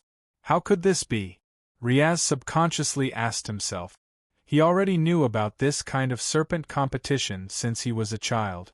He watched it through various channels since he was a child, and he even watched it many times in person. However, he had never felt this way before. The brutality and blood on the track, the cheers of the people of Undersea City inside and outside the track, were all like thunderbolts exploding in his brain. Riaz's face was pale at this moment, and he instantly couldn't feel the joy of being on the track. Finally, Riaz subconsciously stopped his serpent. Riaz quickly got off the serpent, not to give up on the competition, but to quickly rush to the side of an injured serpent on the track guardrail. This competitor's left leg had already been crushed, and his hand was pinched into the deck of the flying tumbler. As for his abdomen, it was directly pierced through by one of the flying tumbler's spikes. The contestant fell to the ground and was dying. How could this be? Riaz directly grabbed the opponent's serpent and tried to move the serpent away from the contestant. "Help! Save him! Can't you see it?"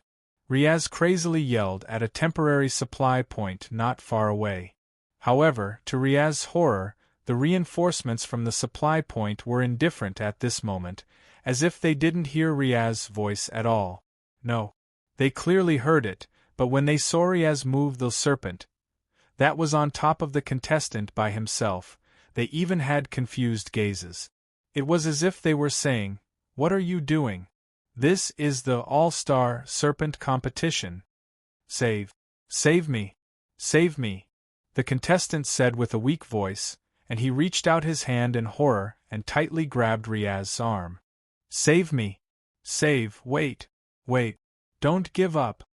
Riaz lowered his head and saw that the contestant's eyes were slowly closing, and he couldn't help but become more anxious.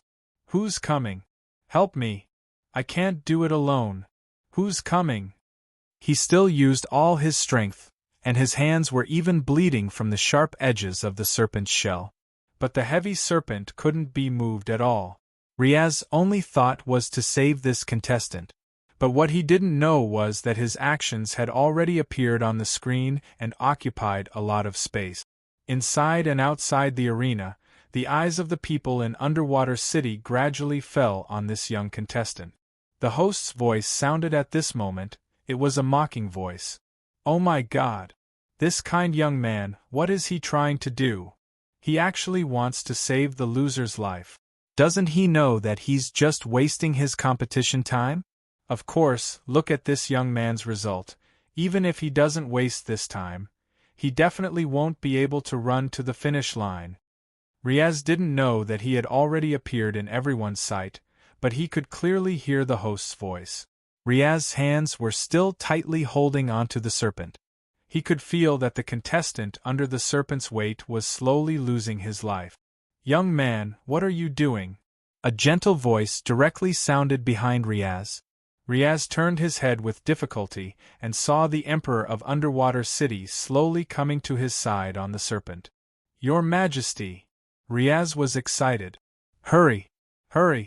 I can't hold on any longer. He too. Hurry and save him, hurry! Young man!" His Majesty got off the flying serpent and calmly said, "Before joining the competition, don't you know the rules here? Unless the competition is over, no one will walk in, and there won't be anything like saving people." Riaz gritted his teeth and said, I know everything, but I don't know why. Right now I just want to save him. Your Majesty, this is wrong. I can't explain it, but don't you think it's strange? Our underwater city isn't like this. They weren't like this yesterday. Then what was it like? The Emperor asked indifferently. Kindness, tolerance, Riaz said with a hoarse voice. 2 nights ago, a house on East 13th Street caught fire. Everyone was willing to come out and help. Some didn't even wear shoes and ran out barefoot. That's good. His Majesty smiled and said, This shows how much my people love this underwater city. But why isn't anyone coming to save him? Riaz's face was red, and his eyes were bloodshot. Because this is the racetrack, the Emperor answered expressionlessly. Then, he suddenly pressed his hand on the serpent that was holding the contestant down. Losers need to understand the consequences of failure. When the Emperor reached out his hand, Riaz felt relieved. He subconsciously thought that the Emperor was going to help him. But what Riaz didn't expect was that Louis XXXIX tore open the armor of the serpent and pulled out some of the parts and the magic core of the serpent. What are you doing? Riaz looked at Louis XXXIX in horror. His Majesty grabbed these parts and walked back to his standard, flying tool. What are you doing? I said that I will accompany you to see the scenery in the first half of the race. I have done it. Now I am going to the finish line. His Majesty tossed out the components and mana core. His serpent seemed to have come to life. The bottom part of the plane suddenly split open, turning into a terrifying, jagged mouth that swallowed the components and mana core. This flying serpent, which was originally a standard model, suddenly had two sharp spikes on its left and right side.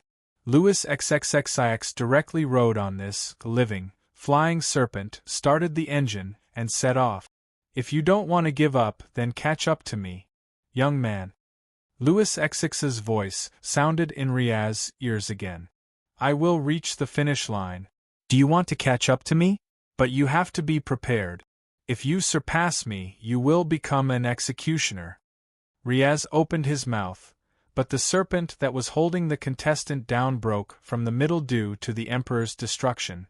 Riaz subconsciously dragged the player out with all his might. But this contestant was no longer breathing. Riaz was stunned. He fell to the ground and looked around in confusion. All around there was a wave of cheers all around, because the Emperor was finally going to show his strength. At the same time, Boss Luo and Miss Maid were taking a special elevator to this temporary supply platform. Luochio and Riaz looked at each other. Riaz, do you need support? Chapter 1680. While everyone was injecting the magic energy dazzling shadow, a black shadow quickly flashed into a small building. After entering the building, Kaya did not make a sound immediately. Instead, she became even more careful. She checked every room. Suddenly, Kaya turned around and raised her head. She delivered a rather accurate and powerful kick to the side. It's me. The long legs stopped before the person. Kaya was stunned. Afterwards, she hugged the person tightly. She buried her head in the person's chest and breathed in deeply. She murmured his name, Josher, Josher. I can finally see you. Kaya. The man Josher hugged her tightly as well. He also breathed in his wife's scent. It made him reluctant to leave.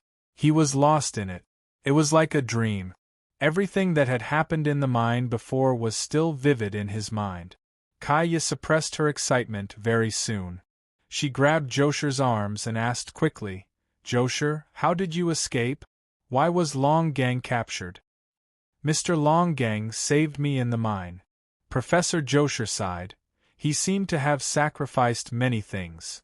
Kaya nodded and said sternly, Destiny used almost 12 years to reach the depths of the mine. This time they really did sacrifice many things to save you.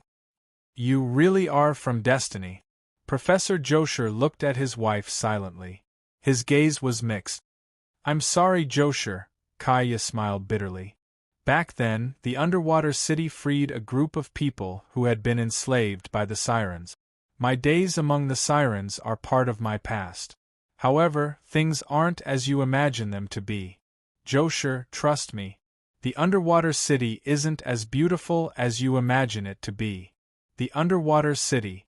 Don't say anything. Josher shook his head and stopped Kaya from continuing. You're trying to say that the underwater city is constantly devouring the residents here, right? Why, you know? Josher smiled bitterly. How could I not know? The 6th Research Institute is called the Newborn Epidemic Prevention Station. It's a place to test the health of newborns. However, the 6th Research Institute exists to take away certain things from newborns, as well as extract certain things. Josher, Kaya suddenly called out.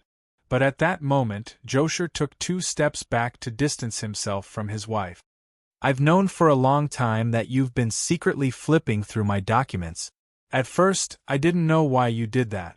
I even thought that you had discovered something, so you did it. Even when I was arrested by the military police, I always thought that it was because the thing I had done was exposed. But that's not the case. Josher, what are you saying? Kaya immediately frowned. I don't understand what you mean. It's fine if you don't understand. Josher shook his head and looked at his wife. This time, the reason why Destiny is willing to pay such a huge price to save me is because they heard from you that I might be in possession of some secret of Astral 6? It's not like that, Josher. You approached me, fell in love with me, and married me, all because of Destiny's existence. You wanted to steal the secret of Astral 6 from me, right? No. I admit that part of the reason why I got married and formed a family was to hide my identity better. However, I can guarantee that I have never intended to use this family, you and our child. Kaya's face paled slightly. Why, you can't stand up to the royal government. Josher clutched his head in pain. You can't deal with that demoness, and the emperor. Josher, what's wrong? Kaya panicked and hurried over. However, Josher's eyes suddenly became bright red. He grabbed his wife by the neck and pressed her to the ground. We can't escape. Neither you nor I can escape. Everything here is being monitored.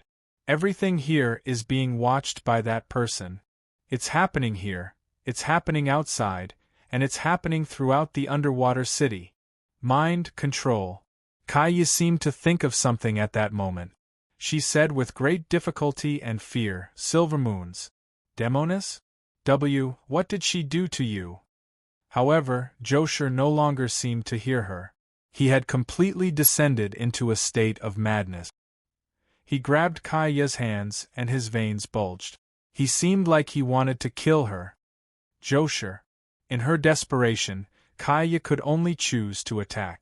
She drew her magic energy short spear from her waist. It was only at the lowest output, but it was enough to send Josher flying. He slammed into the ceiling heavily. Josher. Kaya crawled to her feet in a hurry and flipped Josher's body away. She pressed his hands down at the same time. Wake up, Kaya. Josher seemed to recover a sliver of his rationality now. He looked at his wife with mixed feelings. Our child has the seed to fight against it in our child. Also, the Emperor, the secret of the Emperor's eternal life is in Astral 6. Let's go. Josher? Her husband, who should have been suppressed, suddenly erupted with strength. Not only that, but some of his body's abnormalities rapidly spread to the doctor. He roared out like a wild beast. Kaya immediately retreated in fright. Her body had almost been pierced by Josher's claws. She gasped as she looked at her current husband with a trembling voice. Degenerate, how did you? At that moment, Josher did not charge towards Kaya. Instead, he roared out again and slammed his head against the window, jumping out into the street outside. The moment he landed, there were dozens of blue flashes coming from all directions. They landed on Professor Joachim's body, and in just a few moments, the mutated Professor Joachim's body was turned into a beehive. Kaya watched on in sorrow. She had seen it all. It was the work of the military. Clearly, they had been lying in ambush here since long ago. It was Josher who had invited her here. Perhaps he had fallen under the Silver Moon Witch's control. Kaya's mind was in utter chaos right now. She unintentionally glanced at the magic energy projection screen on the street. The screen was broadcasting the scene of Riaz disembarking from Serpent and saving a heavily injured participant. How did Riaz? Kaya's eyes immediately narrowed. However, before she could think any further, the military had already discovered her and were rapidly charging over. Kaya gritted her teeth and glanced at the doctor's corpse on the street in sorrow. She immediately broke through the roof of the building and jumped up. Chase her. She's up there. Within the Emperor's special seats in the arena. The girl, Lu Gu, suddenly placed the tablet in her hand to one side. Afterwards, she picked up the cup beside her and drank a faint red drink. She glanced at Qin Chuyu and discovered that her eyes were still closed. As a result, she did not say anything. Instead, she began to pay attention to what was happening in the arena. She extended her hand and adjusted the screen in front of her. She did indeed enlarge the screen. Among all the participants, she enlarged the image of Riaz, who was sitting on the track in a daze. What's so special about this young man? I thought you wouldn't wake up, Lu Gu said with a faint smile. Qin Shuyu said indifferently, among all the participants, he seems to be the only one unaffected. What effect? Lu Gu said indifferently. How come I don't know what you're talking about, Miss Qin? Qin Shuyu said, today the underwater city is filled with a strange fanaticism. Those people, those participants have all unknowingly induced a large amount of negative emotions and become violent. Aren't you asking the obvious? Miss Qin, do I look like a violent person to you? Lu Gu asked. If you say so, then so be it. Qin Shuyu smiled indifferently and then closed her eyes again. What a truly annoying personality. Lu Gu chuckled. She crossed her legs and adjusted her sitting posture. Then, she said to herself, this child is called Riaz. He's the only one who hasn't been injected with the vaccine in all these years. Vaccine. Qin Shuyu remembered this sentence, but she didn't ask. She knew this was all the girl would say. This girl's personality was also annoying. Look, this is Lewis's ability. Lu Gu pointed at the racetrack in front of her and said with a smile, in the underwater city, Lewis has the ability to make his wishes come true. He said his flying serpent could have life, so the flying serpent would have life and even evolve. Qin Shuyu opened her eyes slowly and glanced at it casually. Then, she sneered, what a trick. But at this moment, Qin Shuyu's eyes slightly changed. She looked at the screen in front of Lu Gu, unconsciously revealing a trace of realization. So, the person you want to help is this young man? Lu Gu seemed to have noticed Qin Shuyu's gaze. She looked at the screen again and saw Riaz pushing his flying serpent into the temporary supply platform in a daze. On the platform, his supporters were waiting, a man and a woman. A young man with black hair and black pupils. Lu Ji's eyes couldn't help but condense. He seemed to have similar characteristics with the person Emperor Louis XXXIX had told her about. Soon, the young girl, Lu Gu, picked up the tablet by the side again and poked at something. When Riaz pushed Flying Serpent Asla into the temporary supply platform and finally came to the side of Boss Luo and Miss Maid, he suddenly became silent. Miss Maid didn't say anything. She directly went forward to check Flying Serpent Asla and quickly replaced some worn parts. Riaz didn't look at these. He just suddenly sat aside, hugging his knees and lowering his head, remaining silent all the way. Boss Luo didn't know how to do technical work, so he fetched 2 bottles of water and came to Riaz's side, sitting down. You don't plan to continue the competition? Should I continue the competition? Riaz looked at Luochu blankly. Luochu said, this is your competition. This isn't the competition I want. Riaz shook his head. My ideal, Flying Serpent competition isn't like this. This is not a competition at all. But you already knew this before, didn't you? Riaz was at a loss again. Before he indeed knew that the Flying Serpent competition was like this before. Riaz looked at his hands trembling. What's wrong with me? I only know now that I was as crazy as these people in the past. I was excited for those who lost in the competition. I feel that my hands are actually so sinful. He suddenly grabbed his head in pain. I don't know. Underwater city. This isn't the underwater city I know. What do you think this is? Boss Luo opened the water bottle and handed it to Riaz. Water? Riaz looked at Luochu blankly. This was indeed a bottle of water. Boss Luo said, how do you know it's water? Isn't this a very simple question? Riaz subconsciously said, no matter how you look at it, it's water. Everyone knows that this is water. What are you trying to say? Boss Luo slowly said, you think it's water because everyone's perception is that it's water. But if you remove the knowledge you've learned from this knowledge, then how can you feel what it is? Riaz opened his mouth and shook his head in confusion. He hugged his knees and said, I'm very annoyed now. I don't want to think about this problem. This is clearly water. What perception is there? Even if you cover my ears and don't let me touch it, I only need to smell it and I will know it's water. Your nose is indeed very flexible. Boss Luo smiled and said. Riaz shook his head and felt confused. Nose, breathe air? At this moment, Riaz seemed to have thought of something and suddenly stood up. He looked around the huge arena, looked at the surging heads, and even looked at the blue sky above his head. Suddenly, Riaz closed his eyes and slowly exhaled. Then, he took a deep breath. His deep breath was especially slow, as if he was trying to distinguish something. Something has appeared.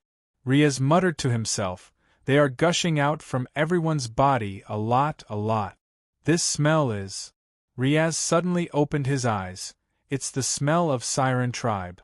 Immediately, Riaz raised his hand and pointed at the huge sphere above the arena and said in horror, that thing is absorbing these smells. Could it be that everyone's different today is because of it?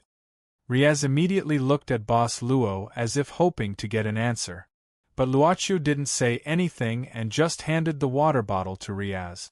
Then, under Riaz's confused gaze, he walked to the side. Miss Maid's voice sounded, Okay, Riaz, Azra has finished replenishing. Riaz subconsciously looked at his serpent, and saw that Azra's outer shell was as shiny as new, and nearly a quarter of the outer shell was removed. Azra's body size was almost the same as Riaz's body size. We are only responsible for supporting you. Boss Luo smiled and said, Whether you want to continue or not, the decision is up to you. Do I still have a chance? Riaz smiled bitterly. He looked at the huge ring above his head. The player closest to him was already 10 laps ahead of him. As for the Emperor, he had already destroyed, crashed, and devoured a serpent and rushed into the first echelon. He was invincible. Hashtag. Chapter 1681. Underwater City, Magic Research Institute, Astral 1. The military police had now thoroughly searched Astral 1 inside and out, but they still did not find anything. However, they did not leave and were still guarding the various passages of Astral 1. Even the underground drainage system and even the ventilation ducts were not spared. In the room where Captain Justin and his party last appeared, the staff was cleaning up the wreckage here. At most, they found some remnants of the invaders here. The military police speculated that Captain Justin and his party had failed to resist after being trapped. In the end, they seem to have taken a very radical approach and created a huge sarcoma, intending to perish together. What the hell is this? It can actually swallow people and grow stronger. This is something from the ground. You know. The world on the ground has been polluted and is not suitable for us to live in. These people on the ground now probably only retain the appearance of humans, but in the end they may have become monsters. Oh really? Underwater City is the best. I really want to watch the flying demon competition. Seeing the blood here, I'm a little excited. If we hurry up, we may be able to make it in time for the final execution. They talked about something on the ground. Then, they moved faster and faster. Finally, they cleaned up everything here in advance and left. But what they did not notice was that at this time, a metal wall in the room suddenly fell off. It turned into a pool of viscous liquid and finally began to move along the gap in the room. Not long after, this pool of viscous liquid found a bigger gap and then slowly seeped in. After an unknown amount of time, the liquid finally seeped into a certain place under Astral 1. The liquid dripped on the floor drop by drop and finally turned into a ball. Then, it gradually took shape. It finally returned to the appearance of Captain Justin. This was Captain Justin's biggest secret. In fact, he was not human, but a very special kind of monster that lived in the inhuman domain. His original body was once a lump of mud. Later, a magician in the Magician Association, who liked to do strange research, captured him and his companions and conducted some secret experiments. In the end, it gained the ability to transform. Later on, it found an opportunity to kill the magician. After that, it escaped from the inhuman domain and entered the modern world. Decades ago, it was subdued by President Charles. Then, under the identity of Justin, it rose step by step in the Black Order and finally became one of the giants of the Black Order. Captain Justin let out a long sigh of relief at this time and glanced around. There was no joy on his face of escaping a disaster. Instead, it was extremely ugly. Louis XXXIX had already taken control of the Sapphire in the deep sea by now. It was likely that the Sapphire had already been secretly taken down and controlled by the army of the underwater city. Originally, if there was no trip to the undersea city, Captain Justin would at least have a weapon like Sapphire in his hand. He could hide in the sea at all times. But at this time, he had completely become a lone commander. Captain Justin wasn't willing to lose everything like this. His eyes gradually became gloomy. I didn't expect there to be such a place under Astral 1. Captain Justin looked at the passage in front and behind doubtfully at this time and searched his memory. This place obviously didn't appear on the map drawn by his subordinate who had the detection ability. Moreover, this place didn't look like it had been sealed for a long time. There were obviously people moving around here. After a while, Captain Justin heard the sound of footsteps. He quickly stuck to the wall and his body suddenly became transparent. Two men wearing researcher outfits slowly walked over. They seemed to be discussing something. Captain Justin immediately listened carefully. It's been so many days, but we still can't figure out the structure of that thing. No, the research has completely reached a bottleneck. The information we have is too little. This is the research that His Majesty ordered us to obtain results. No matter how little information we have, we can't give up. But those strange patterns and that inexplicable method of communicating with energy are really. I keep feeling that that thing has its own consciousness. The voices of the two researchers gradually faded away. It wasn't until they left Captain Justin's range that he revealed himself again. A gleam of light suddenly flashed in Captain Justin's eyes. From the conversation between the two researchers, Captain Justin quickly speculated something. This secret research institute hidden under Astral 1 was currently researching something that even the Emperor of the Underwater City attached great importance to. Moreover, they still hadn't been able to find any results. Moreover, that thing might be something with great power. Something that even Louis XXXIX cared about. It was very likely to be something like a powerful weapon. A strange smile suddenly appeared on Captain Justin's face. His body faded away again until he was completely transparent. Then, he followed the two researchers and left. Captain Justin quickly caught up with the two researchers and quietly followed them all the way. Soon, the two researchers arrived in front of a door. After verification, the door opened. Captain Justin looked inside without saying anything. In a huge ring-shaped space, there were at least 30 researchers working at this time. The instruments that Captain Justin couldn't name were everywhere. And in the center of the ring-shaped research room, where many researchers and instruments were located, Captain Justin actually saw a sword. A sword. It was not a sword like the Western sword that Captain Justin had seen before. It was more like a bronze weapon that was more commonly seen in Eastern countries. It was such a long sword that was hanging on the base of a machine at this time. Then, it was sealed by a blue light shield released from the base of the machine. This is what they are researching. A sword? Captain Justin woke up from his brief absent-mindedness. He gritted his teeth and looked around. He found that other than the researchers, there was not a single mystic warrior here. Captain Justin made up his mind at this time and his gaze fell on the trapped long sword again. Perhaps this would be an opportunity for him to turn the tables against the wind. Thinking of this, Captain Justin stepped through the door without saying a word and entered the secret research room. But what he didn't expect was that the moment he stepped into the research room, the entire research room rang with a rapid alarm. Intruder! In an instant, the only door was closed. At the same time, the wall in the research room suddenly cracked open. 2-meter-tall, gray-white surgical puppets were directly thrown down. Captain Justin took a deep breath and felt as if he had been tricked by the Emperor of Undersea City again. His face was extremely ugly. Fortunately, these puppet guards didn't seem to notice his existence. Perhaps it was only detected when he passed through the door. After all, its ability was only deceptive, but it couldn't erase the fact that he existed as a creature.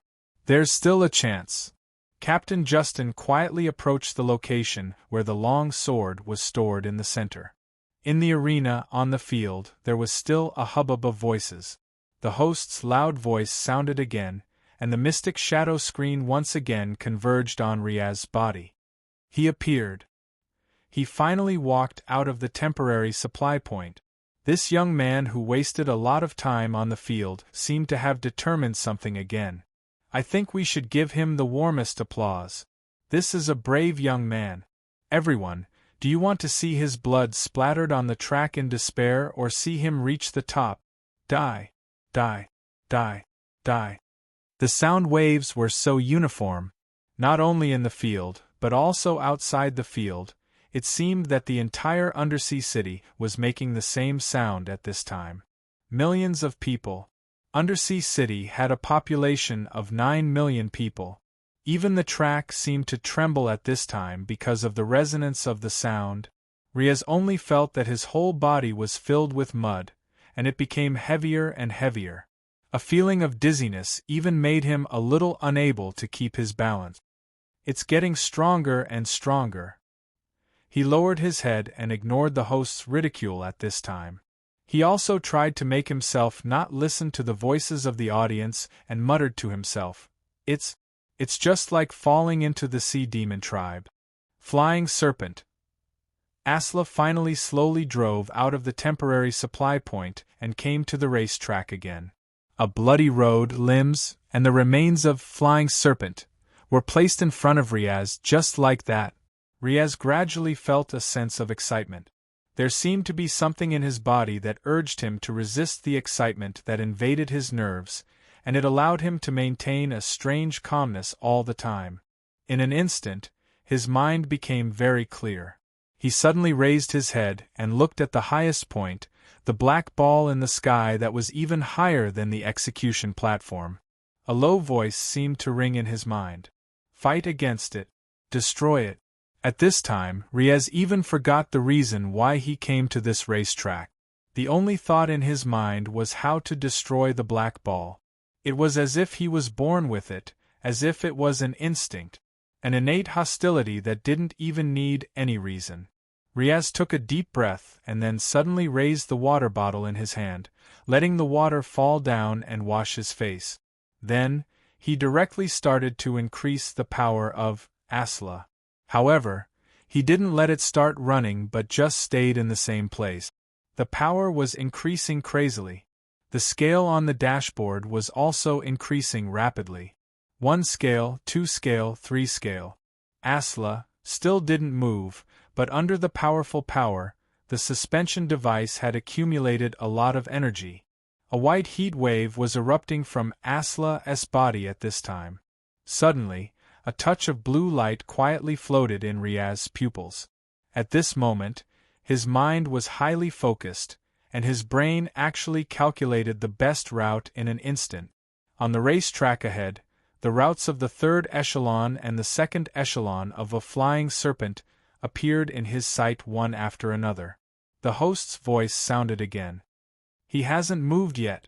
What is he doing? Is he planning to accumulate power? Oh, this is not a smart way to do it. It will only make Flying Serpent unable to bear it and collapse. Oh my God! He might not be able to last until the next supply point and directly explode. I can almost see the bloody appearance of this brave young man. Oh my God, I'm excited too!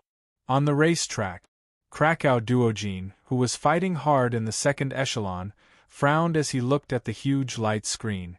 At this moment, he was controlling the terrifying killing machine of Gold Giant Beast.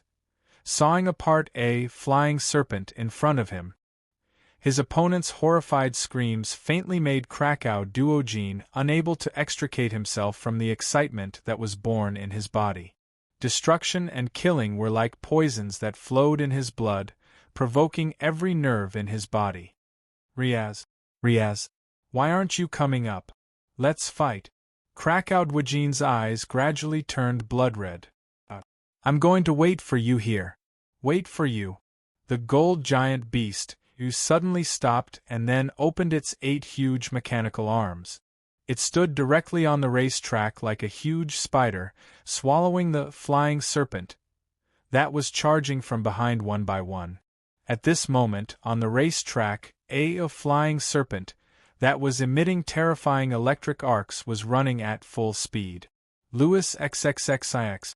At this moment, his flying serpent, rather than calling it a flying serpent, it would be better to call it a wild beast that possessed a terrible shell, like a flying dragon wrapped in black scales all over. Its sharp wings easily cut the flying serpents that were blocking its way. Finally, the Emperor's black flying dragon arrived before the gold giant beast. Another brave young man. I like your courage. Tell me your name, young warrior. Lewis XXXIX had a smile on his face. Your Majesty! Your Majesty! Krakow Duogene's eyes were red. Even if it's your Majesty, I will defeat you. I will defeat you. You deserve praise. A trace of appreciation flashed in Lewis XXX's eyes. Then, the black flying dragon that the Emperor sat on roared and crashed into Krakow Duogene's gold giant beast. The sharp teeth of the flying dragon tore the body of the gold giant beast apart. I won't lose. I will wait for Riaz here. I will defeat him with my own hands. Krakow Duogene inserted his hands into a ball on the control panel of the gold giant beast. Instantly, the power of the gold giant beast increased rapidly. However, at this moment, the black flying dragon bit into the core armor of the gold giant beast and started to devour the core energy of the gold giant beast. Krakow Duogene was absent-minded for a while. Or you can leave this track. I will allow you to join my guards, brave young man. The Emperor looked down at Krakow Duogene. After devouring the core of the gold giant beast, his black flying dragon changed again. It evolved. The gold giant beast had lost its power. At this moment, it knelt on the track like a pile of scrap metal. Krakow Duogene looked at the Emperor, who was flying up again in a daze, wanting to say something. At this moment, a bright light shot up into the sky and illuminated the entire track. Krakow Duogene looked at the huge light screen beside the track subconsciously. The entire light screen was showing Riaz's image. At some point, Riaz's flying serpent, Asla, started to change as well. The head of the mech started to pop up and change shape. It looked like the head of a wild beast. 2 blade-like wings shot out from the left and right sides of his body. The blade-like wings formed a skeleton and once again released white wings of light. The mech's 4 limbs appeared. Then, starting from the head, Asla was covered in a layer of pure white light. At this moment, Riaz stared at his palm in a daze. He was holding a piece of crystal. It was the crystal that the big sister gave him. When Asla's power scale rose to the 5th scale, Riaz inserted the crystal into it without hesitation. At this moment, seeing the miraculous change of Asla, Riaz murmured in a low voice, Asla? No. You are Asla White Chelan now. As if in response to Riaz's voice, the new form of the flying serpent instantly opened its huge light wings. Then, there was a loud roar. The atmosphere shook. A white stream of light instantly went around the track and broke through the 3rd echelon. All the flying serpents in the 3rd echelon were swept off the ground and chased after the 2nd echelon. Asla White Chelan? In the temporary supply point, Miss Maid stroked her cheeks and said, This name is not bad. I originally wanted to be called White God. Boss Luo glanced at her and suddenly asked curiously, You worked overtime last night. I modified it slightly. Miss Maid looked back and smiled. I used some technology from another world. It's a world with a giant power civilization. The compatibility between the technology and magic energy technology is surprisingly high. Then I couldn't stop. Couldn't stop. This was not just slightly, right?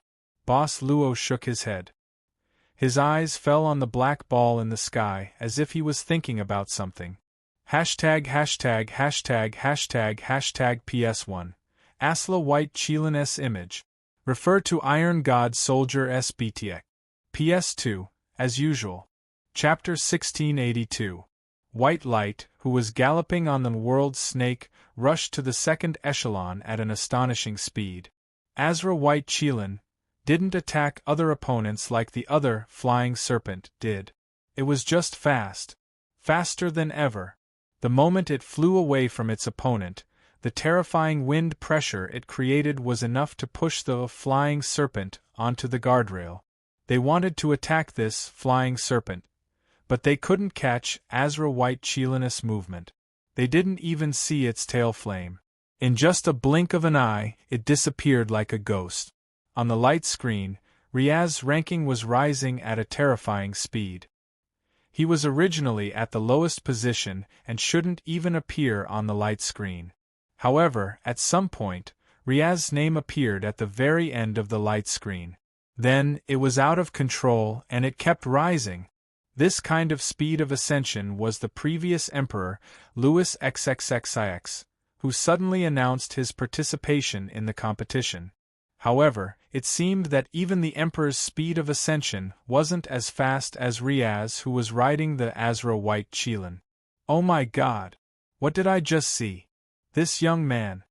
He activated a new, flying serpent, in the middle of the competition. Is this young man going to catch up to our emperor? I'm looking forward to it. The host's voice sounded again. The atmosphere in the venue became heated again.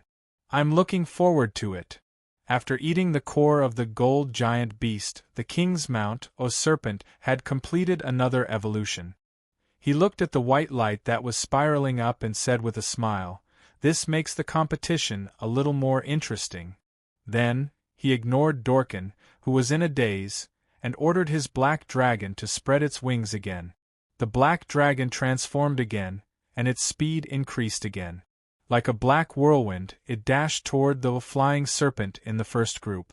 After defeating the gold giant beast, the emperor directly entered the first group.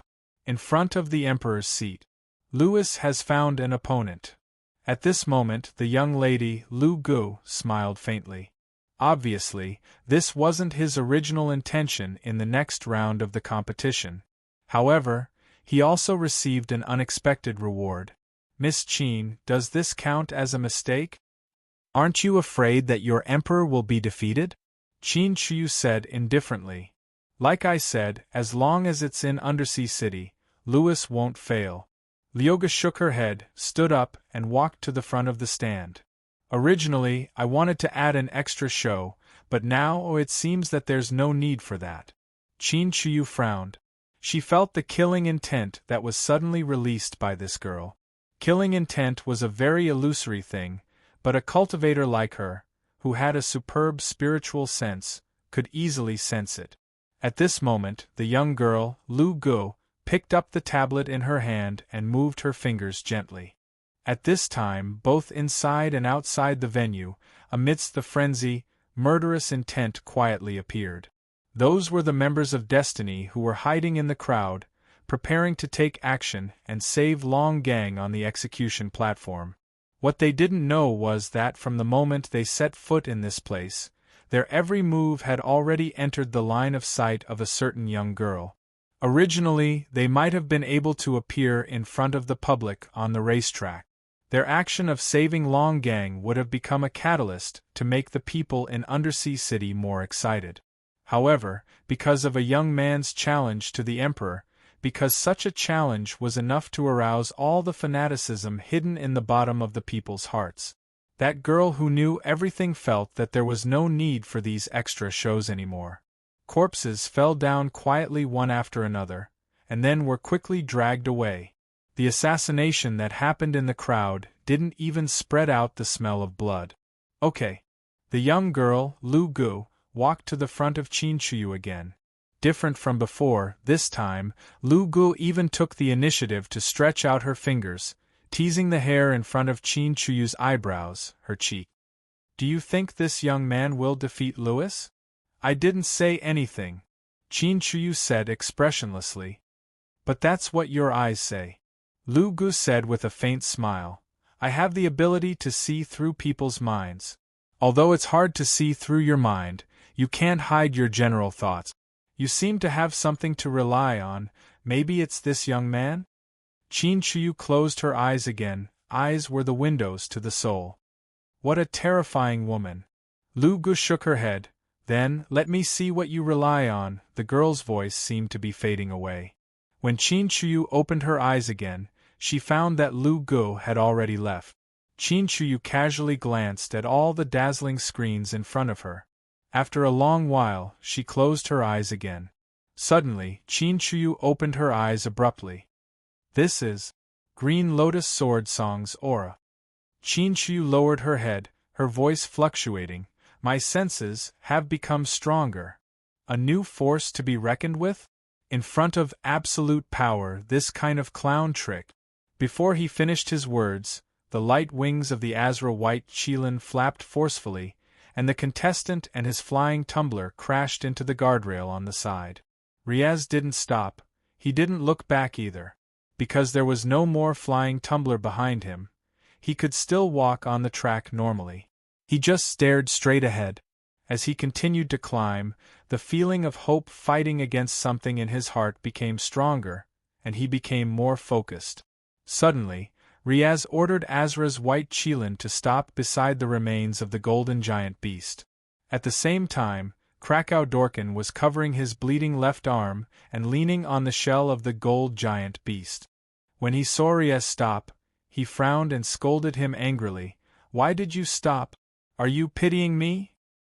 Krypton Dorkin, next time, let's have a good race.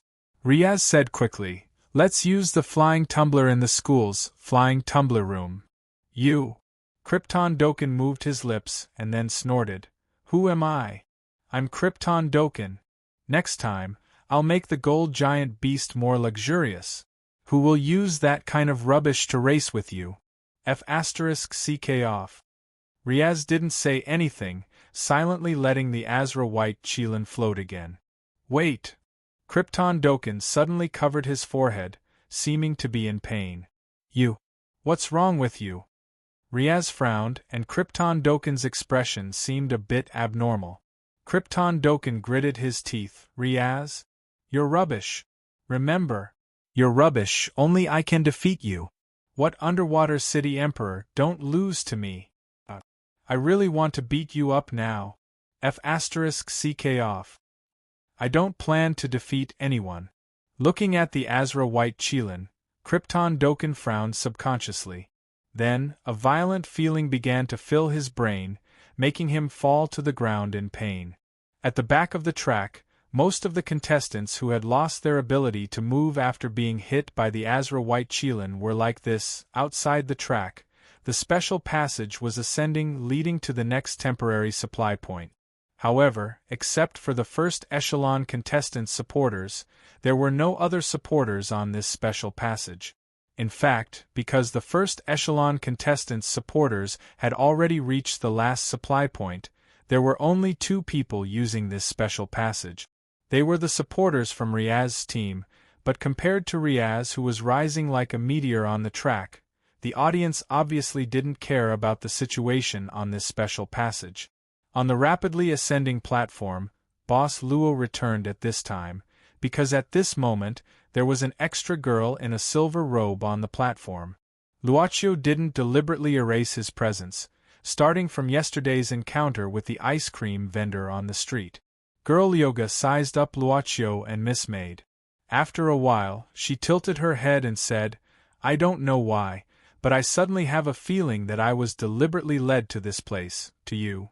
Boss Luo smiled and said, What's the reason? Girl Yoga thought for a while and said, Curiosity. It's the most tempting force in the world, and it's irresistible. Curiosity can lead to many things. If there's a way to play with fate, then it's curiosity. Miss Maid heard and said, "Miss, I don't know what you're curious about." "Everything." Girl Yoga blinked and pointed at the white light that was flying and said, "For example, the technology that this young man used on the serpent. Obviously, this is not the magic technology of Underwater City." As she said, she pointed at Luocho and Miss Maid. "Also, your origin. Obviously, you're not from Underwater City." Boss Luo curiously asked, "Is it forbidden for people outside Underwater City to enter here?" Girl Yoga shook her head and smiled. "How can it be? In fact, we actually welcome outsiders who can reach Underwater City. Even at this time, there are outsiders in Underwater City. It's just that they don't know the rules." Boss Luo didn't hide it and said, "We did come in from the outside. Because we're interested in the civilization form of Underwater City, we plan to travel and don't plan to intervene in the affairs of Underwater City. For now." "For now?" Girl Yoga narrowed her eyes and laughed. "There's no need for now," Boss Luo said casually. "I'm a businessman, doing all kinds of business. If there's a customer's request about Underwater City, I can only do something." "So?" Girl Yoga fell into deep thought. This was a question of whether it was credible or not. It was like a stranger standing in front of you and saying, "I may kill you, or I may not kill you." It was the same principle. Under normal circumstances, you would only think that the stranger had a mental problem. This was a very abrupt feeling. The girl felt strange, but she couldn't tell what was strange. She shook her head and immediately said, "You. Yesterday on the street, did you meet a young man buying ice cream?" "Indeed." Boss Luo nodded and said, "Unfortunately, when it was my turn, the ice cream was sold out. After the game." Girl Yoga raised the corner of her mouth and said, "If you still want to eat, just come to the palace. We welcome all foreign guests." "Seems like a very hospitable emperor." Boss Luo smiled and said, "If there's a chance, I'll pay a visit. Underwater City is a dangerous place." Girl Yoga said indifferently, "I hope you two won't go to some dangerous places." "Thank you for your advice." Boss Luo nodded. The girl looked around suspiciously. She found these two people. At first, based on her observation of Qinqiu, her intuition told her that Miss Qin seemed to care about these two supporters behind Riaz. But this time, the situation didn't happen as she expected. At least, there wasn't any violent incident. If possible, the girl was more inclined to directly invite these two people into the palace. It was obviously nonsense that Underwater City welcomed foreign guests. But in the end, it turned into this kind of overly polite conversation, which indeed made the girl a little confused. She secretly thought, when did she become so easy to talk to? Then, enjoy the rest of the game. Girl Yoga slightly bowed and planned to leave. At this time, Boss Luo suddenly asked, "Do you know what that black ball in the sky is?" The girl paused and turned around. Are you planning to tell me your origin and intention now?" "Vacation, travel," Boss Luo said seriously. "Indeed." The girl didn't turn around and directly jumped off the platform, disappearing in the blink of an eye. Boss Luo shook his head and looked at Miss Maid, saying, "Why don't we want to believe other people's words?" Miss Maid smiled and said, "Because there's deception in the world. And it's them." "Master, are you really not planning to do anything?" "Anyway, regardless of whether I plan to or not, something will happen." Boss Luo smiled casually. "Isn't it, we just need to." He raised his head and looked at the flying white light, saying softly, "Just watch quietly and wait casually." Then, he occasionally reached out to stir the flowing water in the river of time, making circles of ripples. Miss Maid suddenly thought in her heart, "God! He caught up. He has caught up to our emperor. This young man. No matter what the final result is, this is the highlight of this young man. From now on, he can brag about it for the rest of his life." The host's voice always sounded ######PS. 3280 seconds. Chapter 1683. The Magic Research Institute, Astral 1, Secret Underground Research Room. At this time, the moment the rapid alarm sounded, the defense mechanism had been activated, and the only entrance was closed. Not only that, but on the surrounding walls, heavy metal gates fell directly, completely sealing the entire research room into a secret chamber. At this time, the researchers quickly gathered in one place, guarded by 4 heavy-armored puppets. As for the other puppets, they scanned all parts of the research room. Captain Justin's transformation was quite deceptive. He could even directly reduce the heat of his body directly, so that he could more effectively avoid more detection methods. Step by step, he approached the center of the research room. The longsword suspended in the blue cage gave Captain Justin a strange feeling. He instinctively felt that the longsword contained a terrifying power. Captain Justin wanted to get it. This was the only thought in his mind at this time. He quietly walked past the wandering dolls, trying his best not to make a sound. Finally, Captain Justin came to the front of the blue cage. How should I open this blue cage? This should be a powerful shield made of energy. Where is the opening mechanism? Captain Justin was suddenly in a dilemma. Target found. Suddenly, Captain Justin felt a chill on his back. He saw that the armed puppets in the research room were now moving the weapons in their hands, locking on to him, who was in stealth mode. How did they lock on? Captain Justin took a deep breath and was once again terrified by the technology of the underwater city. But there was no time for him to think more. Gritting his teeth, Captain Justin made a crazy decision. His body suddenly scattered on the ground like a stream of water. Then, before the armed puppets opened fire, he directly squeezed into the crack of the pedestal used to imprison the longsword. As long as there was a crack, even a crack thinner than a hair, he could penetrate. This was the ability he obtained after being modified by the evil magician, using all kinds of methods and enduring endless pain, pervasive penetration. Bayou bayou bayou. The mystic gun of the armed marionette instantly shot out more than 10 blue light. The moment Captain Justin penetrated the pedestal, he directly melted a large hole in the floor. But this could not stop Captain Justin from invading the interior of the pedestal. He did not understand the internal structure of the pedestal.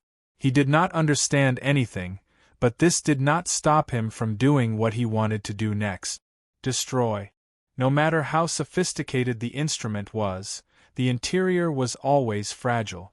The more sophisticated something was, the easier it was to cause great damage from the inside. Boom!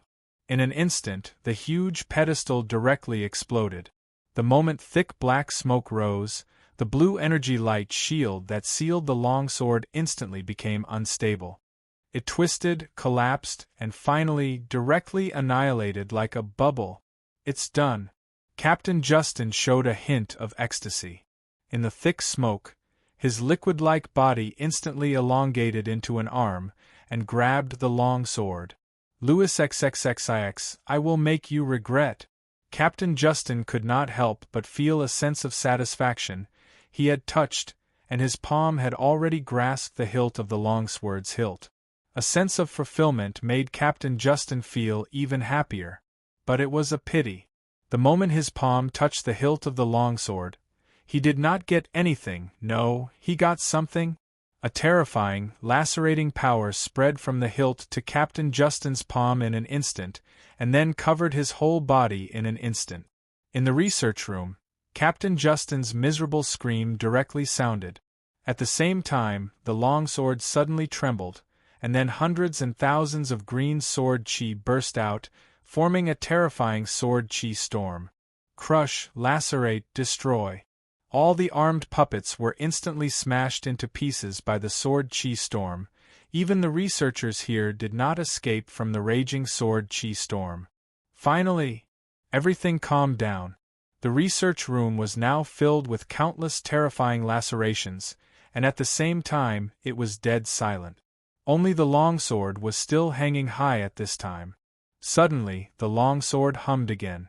This time there was no sharp sword chi burst out, but it directly soared into the sky, breaking the layers of thick decks on the top, and finally broke through Astral 1, throwing it in the direction of the underwater city. On the field, Chinchuyu suddenly opened her eyes. She felt an extremely heavy pressure, from the soul, from the spiritual level. The entire undersea city was like a violent abyss at this time.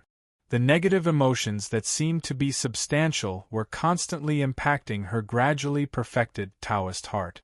The techniques of the Huan Zhen sect placed too much emphasis on the cultivation of the state of mind.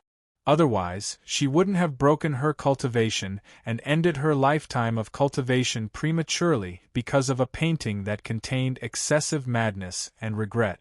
At this time, she seemed to be in the middle of an ocean of desire, drifting in the wind and rain. Chinchuyu instantly spat out a mouthful of red blood.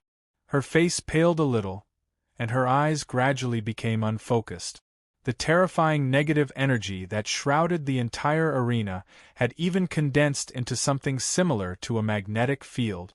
And the reason for the formation of this terrifying magnetic field was Chinchuyu's eyes were locked on the World Snake racetrack. The reason for all this was the duel between Riaz and Louis XXXIX.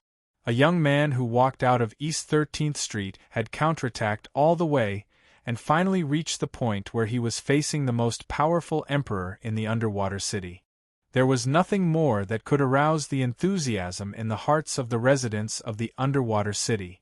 How they wished to see the emperor of the underwater city kill the challenger on the field. How I wished to drink the blood left by this brave young man under the World Snake race track. This wasn't a joke, and it wasn't an exaggeration either. This was the truth. The spectators on the field flipped over the railings, ignoring all the rules, and directly rushed into the field, pouring into the center of the circular racetrack. They raised their heads, stretched out their hands, and their eyes were blood-red. They bared their teeth and roared like hungry ghosts in hell. A group of hungry ghosts living in the abyss of hell. Dozens, hundreds, thousands. Finally, thousands of spectators had gathered at the bottom of the track. Some of them were even trying to climb the pillar that was used to imprison Long Gang. On the upper level of the racetrack, Riaz glanced at the scene below and only felt his scalp tingling. Even the supporter hanging high above the stands showed a bloodthirsty expression. They were residents of the underwater city, but they gave Riaz the feeling that they were more like the Sea Demon clan wearing the skin of the people of the underwater city. What kind of city am I living in? Once, I also wanted to be them? Riaz suddenly realized that his memory of every flying Tua race that he had participated in before was quite blurry. Suddenly, a cool feeling began to spread from his heart. Riaz quivered and woke up instantly as if cold water was poured on his face. "You're here, young man." At the same time, that high and mighty voice came from above. Riaz couldn't help but have goosebumps all over his body. He looked up and saw the emperor of the underwater city riding his black, flying dragon that had evolved with horrifying methods. It was a real giant beast. On the racetrack, no other flying Tua could be seen running. The emperor had been running in front of Riaz, rushing into the second and first echelon earlier than Riaz. Then, the emperor swallowed all the contestants in front of him. Riaz looked at Louis XXXIX, who had a smile on his face. This emperor was quietly sizing up Riaz as if he was appreciating a rare treasure. The last 10 laps. The emperor smiled faintly and said, "Young man, come to me. I'll be on the same starting line as you again." Riaz silently let Azra White Qilin ascend and finally come before the emperor. Azra White Qilin was confronting the black flying dragon. The black flying dragon suddenly roared, but Azra White Qilin didn't move at all. However, the white flowing light on its body seemed to become brighter. "Looks like you're ready to break through the finish line and become the first, the executioner," the emperor still said with a smile. Riaz suddenly felt a headache, and his vision was a little dizzy. He lightly touched his forehead, which was covered with a layer of sweat. He gritted his teeth and said, "Why do you have to make this kind of competition?" "Why?" Louis XXXIX said casually. "Of course, it's to better manage this underwater city. Young man, under what circumstances do you think people will be stable on the side of justice and kindness?" Justice in the heart, kindness in nature, it doesn't need to be at any time. It can be at any time, Riaz said in a low voice, but these words weren't his original intention. He was confused by the Emperor's question, but the answer suddenly jumped out from his mind. It was like an innate instinct. Louis XXXIX smiled and said, "But have you ever thought about it? People with justice in their hearts will also kill because of hatred. Of course, killing is too far away for someone of your age. Let's put it another way: envy. Jealousy bred from envy and then resentment because of jealousy. Even people with kindness in nature will change because of this. People of the underwater city, even if they envy others, they won't be jealous. We envy others, but we can get what we want through hard work." The Emperor sneered and said, "Then take a look. Do the people of the underwater city on the ground have kindness in their hearts, or malice in their hearts?" Riaz was silent. The Emperor shook his head and said slowly, "People are born with two different factors, good and evil. It's impossible to take them away. They are entangled spirals, and there will always be a situation where they will transform into each other. Do you see it? This is a kind of transformation. Perhaps you will feel fear because of the madness of the people of the underwater city, but after this competition, you will find that everything will return to its original state. Tomorrow, you will still live in a friendly, kind, and beautiful underwater city. Even, because of your appearance this time, the next flying serpent competition may be delayed for a long time." "Me?" Riaz opened his mouth. The Emperor opened his hands and said, "Have you ever seen such fanatical people in the underwater city? Because of your challenge, because of your appearance. Young man, it was you who ignited the most violent factor in the depths of their hearts. Come, let's finish this competition together and draw a perfect end to this grand ceremony." Riaz lowered his head in silence. His brain was crazily filled with signals of resistance. It was an instinct that came from the depths of his blood. "You are still hesitating." The Emperor shook his head and said, "You really disappoint me. It seems that the seed your father planted in you back then has not really grown." "Father? My father?"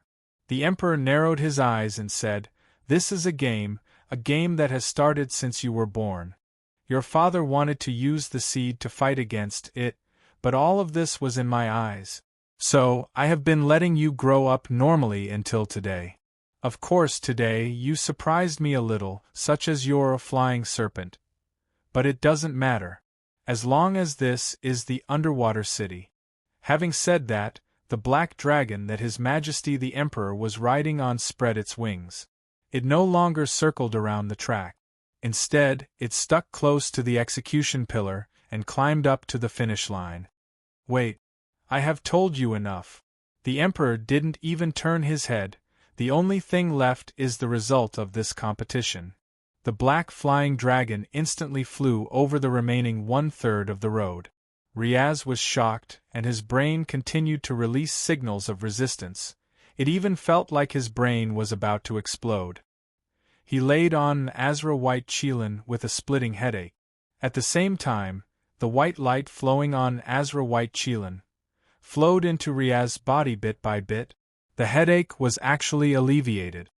"Azra," Riaz looked down at this time, and he seemed to hear another voice in his mind. The voice of the flying serpent, under him, its thoughts.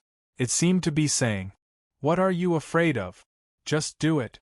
I will give you the power to kill this emperor." It was simple and violent. "Who are you?" Riaz couldn't help but be shocked. "Flying serpent." Suddenly fell into a short silence, and then a thought was transmitted into Riaz's mind again. "My name." Riaz was absent-minded for a while. The voice was so strong that it even covered his instinctive signal of resistance. His mind instantly went blank. At this moment, without Riaz's control, the Azra white Qilin opened its light wings again, and it opened to the extreme. Behind it, rings of light even appeared in circles. White God, the ruler of the sky. Boom! It moved. The moment Azra white Qilin was activated, a huge amount of energy leaked out and instantly shattered the 90th lap of the track. Like a chain reaction, it started from the 90th lap of the track and spread to the entire world snake track. As a result, this huge circular track that was comparable to the White Tower in the underwater city began to collapse. ######PS. Next chapter, a little later. Chapter 1684.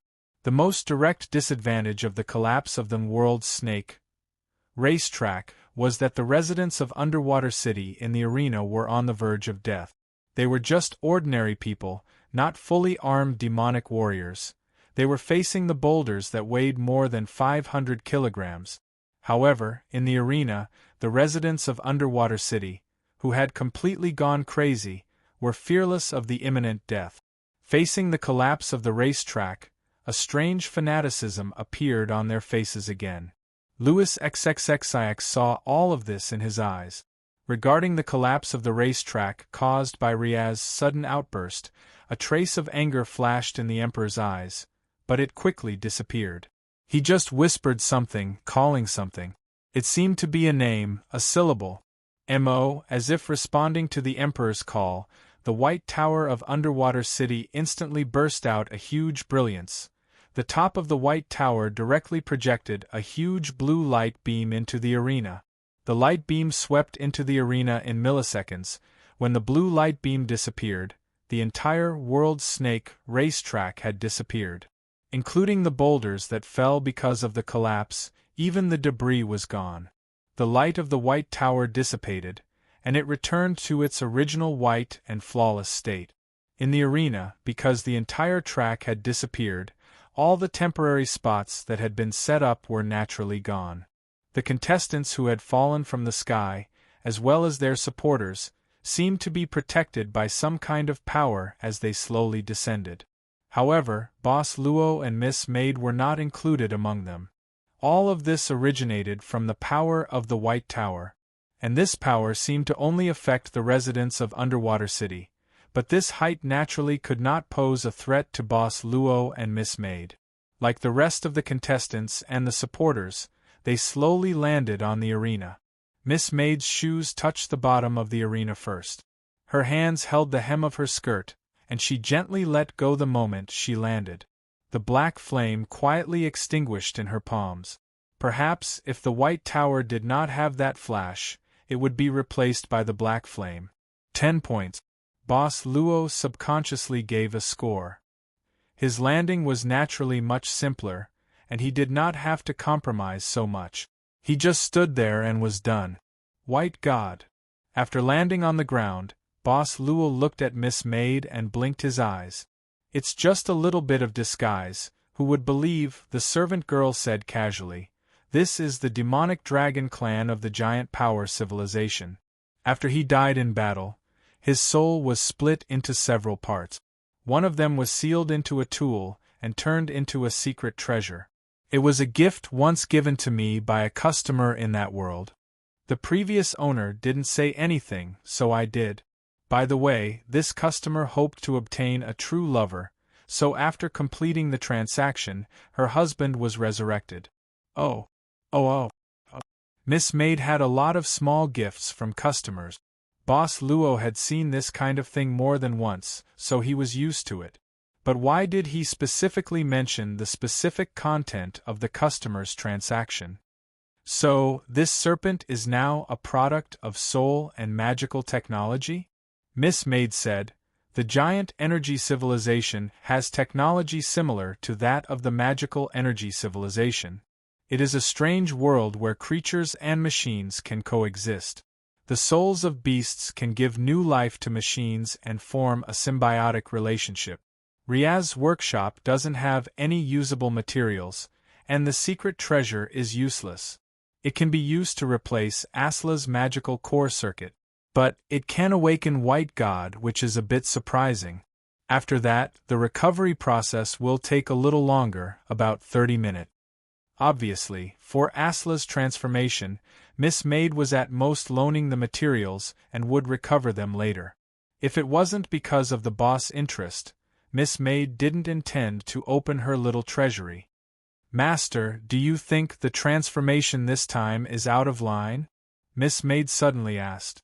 Boss Luo shook his head and said casually, "You can do anything you want." Miss Maid's eyes lit up. But Boss Luo said again, "But he can't control White God's power." He was naturally referring to Riaz. The current Riaz, as Boss Luo said, couldn't control Asla White Qilin that had awakened part of White God's soul. Or, he had become Asla White Qilin's tool.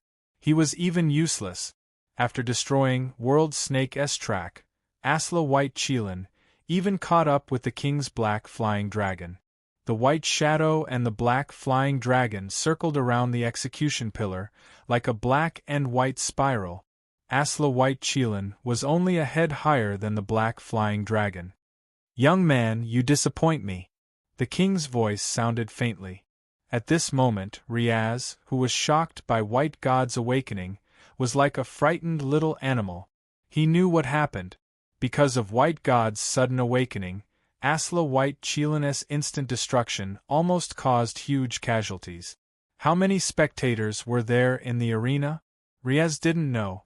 Similarly, he didn't know how many spectators there were outside the arena. What he knew was that if it wasn't for the light shot out from the White Tower, World Snake's collapse would have caused unimaginable casualties. "It's not me. It's not me." Riaz's eyes were blank. His body was trembling. He was really scared. "When you walk onto this arena, you are you." Louis Xx's voice suddenly turned cold. "No matter the reason, no matter the motive, you are already here. What you did is your responsibility because you are here. It's not like this. It's not like this." Riaz had a splitting headache. He was wrong? How could he be wrong? He only wanted his mother and father to meet once, on their wedding anniversary. It wasn't his wish to destroy the track. It was Asla White Qilin. It was caused by White God hiding inside. He never wanted to cause destruction. Asla was transformed by that big sister. It was her. "It's not me." His Majesty shook his head. "As a descendant of the underwater city, don't you have the courage to admit your responsibility? Young man, I used to be happy that you could compete with me. But now you only gave me an extremely bad experience." "What about you?" Riaz roared. "You are the emperor. You are the supreme ruler of the underwater city. But what did you do? You made the entire underwater city behave like beasts today. Those players who died in the arena at the beginning, weren't you the one who caused it? Resist, resist, resist. Resist this supreme man who controlled everything in the underwater city." His brain, body, blood, and cells were all releasing signals of resistance. A cold light flashed in Louis Xx's eyes, but he said in a deep voice, "Go down. You don't have the right to confront me anymore." As His Majesty's voice fell, Riaz felt a terrifying invisible force pressing down on his body. At the same time, it also pressed down on Asla White Qilin. This huge pressure instantly knocked down Asla White Qilin, who was climbing up rapidly. He saw His Majesty's indifferent eyes.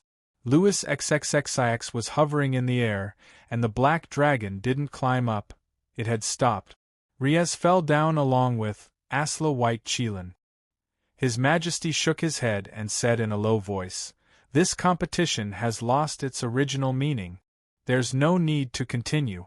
Lyoga, retrieve Longgang. It's over." "That's the only way." In the distance, the silver-robed girl who was standing on the high ground showed a pitiful look, and then she jumped up. She shot toward the highest point of the execution pillar. Yet at this moment, a white radiance instantly illuminated the entire arena, and even the sky above it. Louis XXXIX lowered his head, and a trace of shock flashed in his eyes. It's not me. It's not me. The moment the young man's crazy roar sounded, Asla White Chelan also roared. Like the black dragon that His Majesty sat on, Asla White Chelan showed signs of a living creature. This power. Instantly, His Majesty frowned and said in a deep voice, "Go down." The heavy pressure pressed down again. However, at this moment, Asla White Chelan roared again. Then, the halo behind it expanded again. On the throne, Riaz's eyes turned completely blue, as if they were embedded with blue gems. "It's you. You're the evil dash." After roaring, the young man rode on the white light and shot up into the sky. He instantly broke through the heavy pressure on his body and shot up into the sky from His Majesty's eyes. Louis XXXIX looked up abruptly. At this moment, the young girl, Lyoga, was standing on the execution platform with a surprised expression on her face.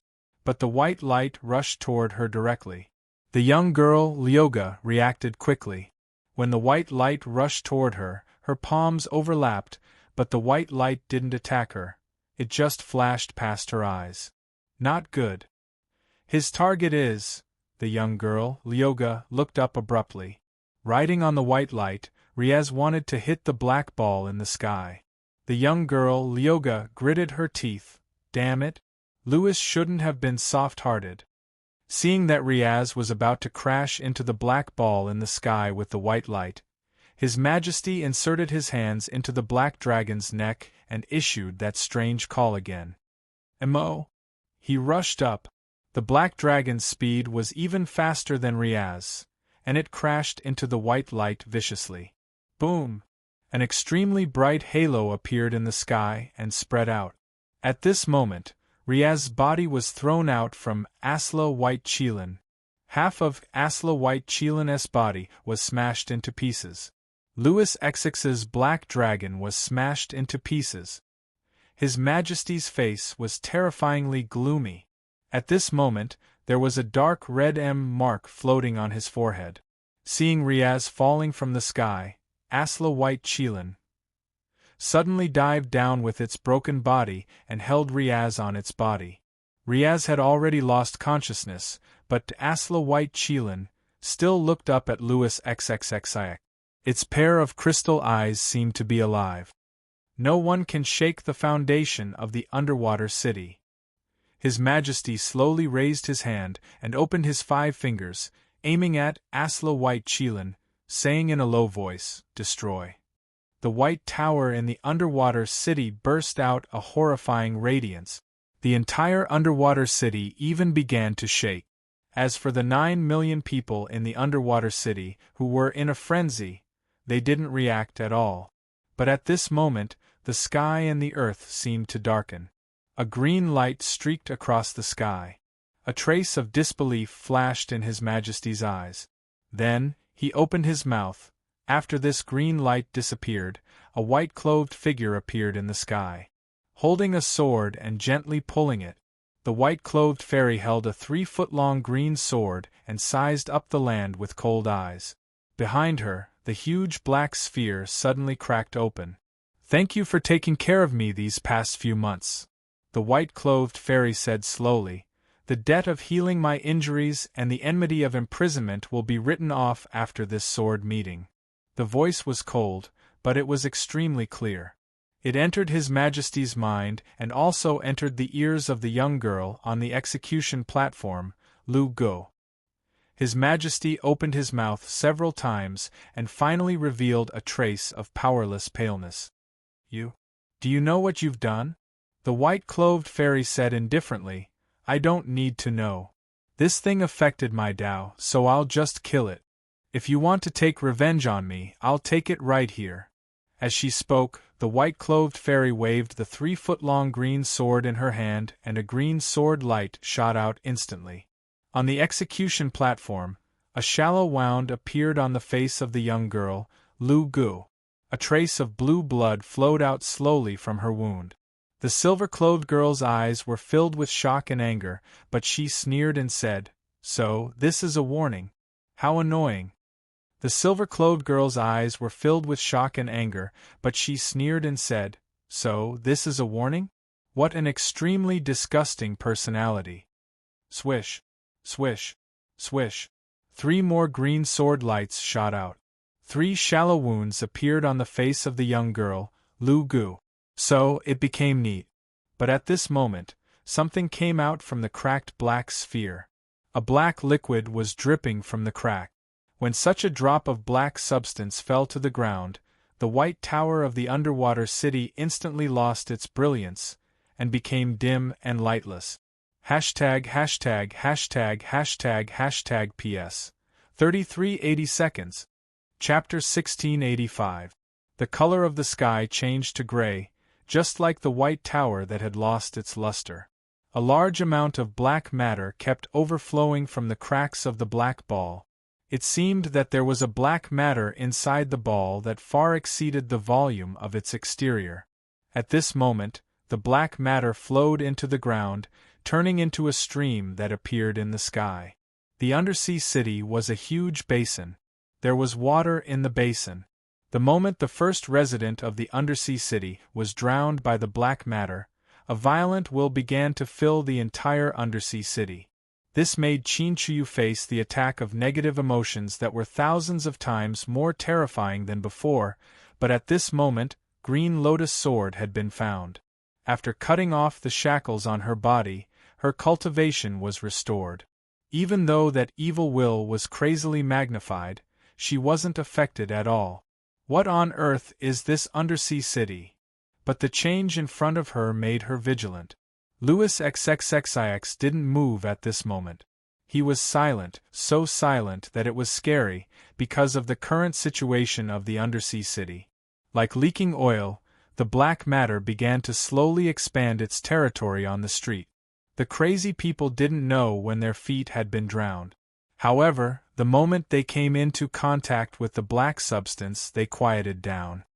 "That's it," His Majesty suddenly said faintly. Qin Chuyu keenly caught the change in Louis XXX's tone at this moment. She gazed at him, only to see that Louis XXXIX was also looking at her. "Haven't you always wanted to know how the previous 2 queens died?" His Majesty said softly. Qin Chuyu frowned again. Louis XXXIX said in a low voice, "I killed. The reason, you'll know soon." Seeming to have figured something out, Qin Chuyu lowered her head to look. Then her expression changed slightly. Those people who were drowned by the black matter had walked out. Or rather, they had crawled out. But the people who crawled out of Seabed City could no longer be called people. They were like beasts at this time, like some kind of mutated creatures. They were strange, and they were walking strangely on the streets of the city. They even began to kill each other. This is the original appearance of the people in the undersea city? Qin Chuyu couldn't help but ask in shock. "It doesn't matter." His Majesty shook his head. "Since there's a mistake, we have to correct it. If we can't fix it, then we'll start from the source." As he spoke, His Majesty suddenly took out a strange dagger. At the same time, he extended his arm. Louis XXXIX used the dagger to cut his own wrist. In an instant, blue liquid with specks of golden light, blood oozed out from the wound on his wrist and dripped to the ground. The drops of blue-gold blood did not fall to the ground. Instead, they scattered with the wind. A gust of wind brought the Emperor's blood to the front of the White Tower. When the drops of blue-gold blood landed on the White Tower, the instant they came into contact with the White Tower, which had originally disappeared, was once again released from within. Qin Chuyu instantly felt the arrival of some kind of great terror. She instinctively waved the Green Lotus Sword song in her hand, and an azure light beam shot out directly from the top of the White Tower. The target was her. The Green Lotus Sword song instantly burst out a huge and sharp sword chi, chopping towards the azure light beam. The sword chi was actually annihilated by the azure light beam. Qin Chuyu instantly acted as if she was facing a great enemy. She reached out her palm, pressing on the surface of the Green Lotus Sword song. Eventually, the light beam rapidly flew over, completely swallowing the figure of this fairy in white. His Majesty made a gesture of clenching his fist abruptly. The moment the blue light beam hit Chinchuyu, it directly exploded like fireworks. In the sky, thousands of tiny blue lights fell to the ground like meteors, falling to the edge of the black matter. Meanwhile, they directly penetrated the bodies of those mutated people in the undersea city. At the same time, after the blue light beam exploded, a figure in white appeared again. However, compared to before, she looked a bit more flustered. Chinchuyu's white clothes were torn in many places, and there was even a faint trace of blood at the corner of her mouth. She took a deep look at Louis XXXIX, but didn't say anything. The green lotus sword song directly swung towards the sky, chopping out a huge green sword light, as if it wanted to cut open the special space of the undersea city. However, at this moment, a silver figure blocked the huge sword light. Girl Lu Gu. Miss Qin, your wedding with Louis hasn't started yet. How can you leave so quickly? Girl Lu Gu directly punched towards this sword light. The sharp sword Qi instantly cut off this girl's arm, causing flesh and blood to fly everywhere, followed by her body. Her flawless silver robe was now riddled with holes. There were actually countless tiny cuts on her body, making her look like a bloody person. However, she had obviously blocked this sword light. Girl Lu Gu was now covered with sword wounds, but she didn't seem to be afraid. Instead, she actually swooped down from the sky. Chinchuyu's eyes focused, turning into a flowing light, rushing up directly. Louis, give me the holy armor! The girl screamed at this moment. His Majesty waved his hand, and the white tower of the undersea city instantly shone brightly again. Then, another huge blue light beam shot towards Girl Lu Gu. At this moment, Chinchuyu brandished her sword and chopped towards her. Bang! After a violent loud sound, the white fairy Chinchuyu instantly retreated 100 meters away. Green Lotus sword song kept shaking, and the sword sound was sometimes clear and sometimes muddy. Above the sky, Girl Lu Gu was now surrounded by 6 white long spears. She was wearing a pure white skirt armor and a pure white thorny crown, looking solemn. Not only that, the girl's figure seemed to have grown a lot, turning from a young girl to a mature one. Chinchuyu quickly adjusted her breathing. The blue light beam that hit her was weird. After all, she hadn't really connected with Green Lotus sword song, so she couldn't give full play to its power. This blue light was blocked, but it messed up her internal breathing. Now she was just forcibly suppressing it. In the end, she had not stepped into that level yet. Back then, her teacher had single-handedly annihilated countless humanoid Gaias in the Penglai treasure vault. He had single-handedly destroyed the Penglai treasure vault. After her teacher disappeared, the Green Lotus sword song had hung in the Penglai treasure vault for countless years. The Penglai treasure vault could not do anything about it. This is your original appearance, right? But she looked calm. When encountering a big event, one needed to calm down and keep a straight face even if Mount Tai collapsed. Facial paralysis was more like it. Holy armor. Girl Lu Gu said indifferently, the last crystal of Lemurians. It's all because of your recklessness. Miss Qin, this is still your cage.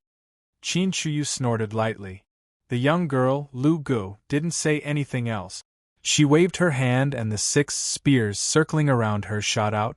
They combined into a peculiar formation and formed a huge octahedron, completely sealing Chinchuyu inside. Endless corridor. Chinchuyu tried to break this octahedron when it was condensed, but the space around her was disrupted and twisted. She seemed to be deprived of all her senses. But in an instant, everything in front of her changed drastically. She was in a strange space with endless mirrors, corridors and stairs. She waved hundreds of sword energy toward this space, but they all went into these mirrors. Then, the sword energy came straight to her from another direction. Hundreds of sword energy didn't disperse. When Chinchuyu dodged them, they went into the darkness of this strange space again, and then attacked from another direction. Chinchuyu was shocked. She had to cut out hundreds of sword energy again to break the first sword energy to get out of this predicament. It was dead quiet all around. There was no sound. This wasn't some kind of illusion, but a real different space with many overlapping characteristics. Qin Shuyu frowned, but couldn't think of a way to break it. A huge octahedron was floating quietly in the sky of the underwater city, but Qin Shuyu, who was trapped in it, couldn't be seen at this moment. The young girl, Crystal Song, glanced at it expressionlessly, then flew to Louis Xx's side. She directly grabbed his wrist and said, "Use my blood, you will die. The pollution isn't very serious." His Majesty shook his head. At this moment, the name mark on his forehead turned golden and was extremely bright. At the same time, the white tower in the underwater city shone brightly again. It seemed that some kind of power was working in the underwater city. A circle of invisible ripples was released from the white tower, hitting every place in the underwater city. Puff, puff, puff. In an instant, 9 million people in the underwater city fell to the ground and lost their consciousness. On the ground, the black substance that had leaked out from the black sphere was retreating bit by bit. It was like time was flowing backward. The black substance was not only retreating bit by bit, it was even flowing in reverse, all the way back into the black sphere. The crack started to heal. But on the ground, those residents who were killed by the blue light of the white tower didn't recover or come back to life. Apparently, they had lost their lives and didn't recover their original appearance after death. 193,001. His Majesty suddenly said in a low voice. "What did you say?" Girl Lu Gu frowned subconsciously. "The number of deaths this time." His Majesty shook his head and quickly reached out to cover the wound on his wrist. His Majesty's expression seemed to be somewhat anxious as he looked at the girl and hurriedly said, "Quick, get rid of everything here." "I know." Girl Lu Gu nodded. "You should take a rest." His Majesty waved his hand, but his eyes fell on another place. That place was safe from the black substance, because it was in the air, in a safe area, a Azra white Qilin. At this moment, although its body was broken, the Azra white Qilin was still floating in the air stubbornly. A part of the soul in Azra white Qilin was gazing at Louis XXXIX through the crystal eyes on the flying serpent. "I feel an unyielding will," His Majesty said slowly, "but this is the underwater city. My will overrides everything. This young man doesn't deserve you for now. Go to sleep." "Damn it. Who are you? You don't deserve me." That was White God's voice. The vibration of his soul directly affected the vibration of the air, but this voice with a hint of anger suddenly disappeared. When the voice disappeared, Azra White Qilin lost all its power and fell straight to the ground. "Lu Go," His Majesty said softly. The girl gritted her teeth and waved her hand unwillingly. A light ball shot out and covered Azra White Qilin when it fell, then it fell and disappeared. "I'll leave the rest to you," His Majesty said softly. "The holy armor is about to be removed. Don't let them find out." Then, His Majesty dragged his extremely tired body and slowly flew into the White Tower in the underwater city. Strangely, the black ball had already disappeared without anyone noticing. When the residents of Undersea City slowly woke up, they were surprised to find that they did not know why they appeared on the street. Where was the flying serpent competition? It seemed to have ended. Oh, the preliminaries had ended. Who were the ones who made it? They couldn't remember. Ah, why am I wearing such embarrassing clothes? Me too. At this time? Oh no, I'm going to buy groceries and go home to cook. Everyone seemed to have forgotten what happened in the past. The only thing they remembered was the flying serpent competition. It was wonderful. Very wonderful. They must watch the next finals. Those mutated corpses of the people in the underwater city had been cleaned up before the people woke up. The destroyed streets weren't repaired, but there was a reasonable reason. When the color of dusk appeared in the sky, the underwater city became peaceful. It was the same as what Boss Luo felt when he was shopping yesterday. Everything was still in order, releasing the smell of order all the time. Riaz woke up in the hospital bed.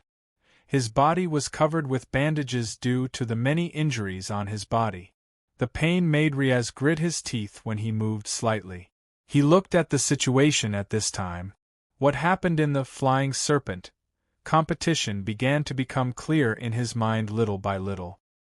He was shocked and remembered that he was fighting with His Majesty, so he got off the bed impatiently. However, his body was out of his control and fell under the bed. Riaz was in so much pain that he almost cried. "Ah, you're awake." At the same time, the door of the ward was pushed open. Boss Luo and Miss Maid walked in one after another. Miss Maid was holding a vase with a few small flowers in it. As for Boss Luo, he was holding a bag of apples. As everyone knew, visiting a patient would bring some apples. Chapter 1686. Miss Maid was peeling an apple. Then, she cut the peeled apple into small pieces, inserted a toothpick with a small flag on it, and brought it to Boss Luo. Actually, Riaz did not get a share. On the hospital bed, Riaz, who was covered in gauze and could not move, looked at the apple on the fruit plate and gulped. He knew that his body lacked some nutrients in the apple. "So you're saying that you've felt your body continuously releasing a signal of resistance. That's why you're having trouble controlling yourself in the arena, right?" Yes. Riaz did not hide his condition on the field at all. Especially after I saw the huge black ball, the signal became more and more intense. He shook his head, lowered his head, and looked at his hands with a bitter smile. "I almost caused a lot of casualties." Thinking of this, Riaz hurriedly asked, "What happened after that? Why am I in the hospital, and where's my Asla? How is it now? Is the damage serious?" Asla White Qilin should have been temporarily recalled by the kingdom's government. "The situation should be quite serious," Boss Luo said slowly. "As for what happened, I think there will be a more suitable person to tell you soon." "A more suitable person?" Riaz was stunned. "Coming," Boss Luo said calmly. As if to verify the authenticity of this sentence, the door of the ward opened again at this time. A young girl in a silver robe, under the protection of several members of the military police, walked in with her hands behind her back. "You are..." Riaz could not help but open his mouth. The girl in the silver robe looked around the ward and said, "So you're here too. That's great. Since this guy has woken up, follow me to the palace. Louis wants to see you. Especially you, young man." After that, the girl in the silver robe, Lyoga, walked out of the room, leaving only the members of the military police standing. However, their eyes said, "Please get up." What happened? Riaz looked at the big brother and big sister as if asking for help. The servant girl smiled and said, "It seems that they sent you to the hospital." Riaz was stunned. At this time, Luochio stood up and smiled. "Then let's go. I haven't visited the imperial palace yet." A figure was currently hiding on the balcony of a shop opposite the back door of the First People's Hospital of the royal government. She was crouching, and was only peeking out from the railing with a tool that could be used for long-range vision. At this moment, when she saw Riaz sitting in a wheelchair and being pushed out by a military police, the figure was obviously a little excited. However, she quickly suppressed her impulse and chose to wait and see. Later on, Riaz sat on the gigantic, flying serpent that was specially used by the royal family. She only let out a sigh of relief when the gigantic, flying serpent that was specially used by the royal family disappeared from the street. "Riaz," she lifted a large piece of black cloth that was used to cover her body and quickly went downstairs. After a while, she rode on the flying serpent that was used to deliver goods and quietly left. The shop was closed, all the doors were closed. The shop owner and staff were tied to the shelves at this time, and their mouths were sealed as they fainted on the ground. Although there were no nobles in the undersea city, only the emperor As an ordinary young man who lived in the undersea city for 15 years, the last time Riaz passed by the imperial palace of the undersea city was 2 years ago when the school organized a tour. Moreover, that tour only circled around the outer wall of the imperial palace. Entering the imperial palace, this kind of thing, Riaz never thought that he would enter the imperial palace in such a way today. He didn't have time to look at the scenery on the road through the window of the gigantic, flying serpent, because it was very fast, and the 2 military police who sat beside him had a very serious expression on their faces. But soon, Riaz became even more nervous. Without stopping, the girl in the silver robe sent him all the way to the emperor's office, and personally pushed the wheelchair to the front of the emperor. Compared to the time when they met on the world snake track, Louis XX's face now seemed to be paler and even coughed. Seeing the emperor coughing so hard, the girl Yoga quickly walked up and took out a small bottle, but the emperor shook his head and said in a low voice, "Eating too much is not good for the body." The girl then quietly put away the bottle. Louis XXXIX sighed at this time, and after a while, he looked at Riaz expressionlessly. Riaz was a bit flustered by the emperor's gaze, and he couldn't help but avoid the emperor's gaze, and the emperor smiled at this time. "Hello, Riaz. You know my name?" Riaz couldn't help but be surprised, and then he understood. "Yes. I participated in the competition. You can find out my name just by checking it." Unexpectedly, the emperor said at this time, "No, I know your name not only because you participated in this competition. I know your name from the moment you were born." Riaz opened his mouth. The emperor looked at Lyoga, who was standing next to him. The girl opened the drawer without saying anything, and took out a palm-sized remote control, and said indifferently, "Look behind you." Riaz turned the wheelchair with difficulty, and saw the back of the study. The wall began to flip, and then a huge screen appeared, divided into 16 images. Riaz was shocked to find that these 16 images were all his past, from when he was babbling, to when he entered the kindergarten, and then the elementary school. There was almost nothing left. Even the number of stupid things he had done over the years, the number of awards he had received, and even the incident of him and Mr. Wolf walking into the Happy Domain clubhouse that night were all recorded on this screen. The emperor said that he knew Riaz's name from the moment he was born. This sentence was obviously not a lie. In an instant, Riaz only felt that his hands and feet were cold. There was nothing more terrifying than this. From the moment he was born until now, in these 15 years, everything was under the watch of others. Secret? No, even if there was, it had already been recorded, and now it was once again presented in front of his eyes through the simple and crude magic energy screen. Even the palace government has no right to violate a citizen's privacy. After the huge panic, Riaz became furious. Louis XXXIX slowly said, "Then, Riaz, don't you want to know why we have been observing your growth?" For what? His Majesty pointed at the screen again. Riaz subconsciously looked again, and found that the image on the screen had disappeared, and was replaced by another one. "This is my father?" The holographic screen was currently playing something that seemed to have happened many years ago. Riaz watched it carefully. In this video, his father, Dr. Joachim, looked so young. He had only seen such a young father in the wedding photos of his father and mother. In the video, Dr. Joachim was now in a room where many babies were placed. Each baby was separated by a transparent box, and there was also an infusion tube at the back of the baby's neck. This is the 6th Magic Energy Research Institute. Of course, you can also call it the Kingdom's Medical Research Institute. His Majesty said indifferently.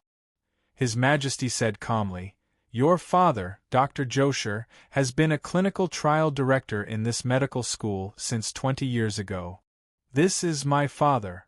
Riaz seemed to be in disbelief, but the video in front of him forced him to face this reality. What is he doing? In the video, Dr. Joachim quietly came to the side of a sleeping baby. It could be seen that Dr. Joachim was quite nervous, and he looked outside from time to time. Suddenly, Dr. Joachim seemed to have made a decision. He took out a syringe from his overalls, and there was a light green liquid on the syringe. Dr. Joachim pierced the syringe into the infusion tube of the sleeping baby, and then slowly injected the light blue liquid into the infusion tube. The light blue liquid also entered the body of the baby in the transparent box bit by bit along with the infusion tube. "Stop! Stop!" Riaz instinctively shouted. His lips were pale and his voice was trembling. "What is this? What is this?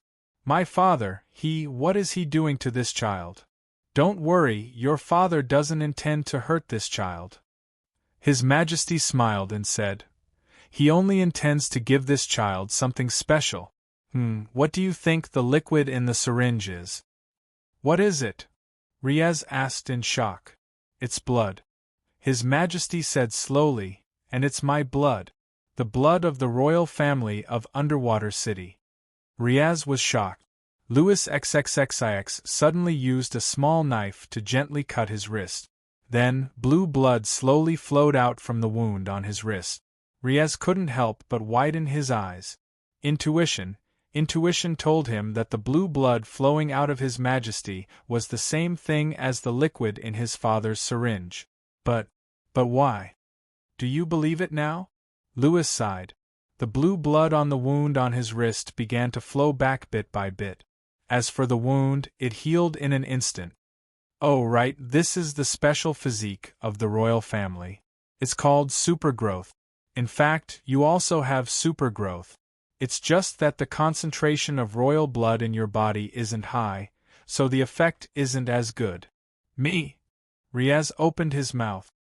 "Isn't this baby you?" Louis XXXIX smiled faintly and said, "All right, 15 years ago, because of your father's selfishness, you were created. Now, in this undersea city, apart from me and Lyoga, you are the third person of the undersea city to possess the royal bloodline. So, from today onwards, you are the first in line to inherit the throne of Underwater City." Me? Emperor Louis XX's words, to Riaz, were like an unreal dream. He couldn't react, thinking that he had misheard.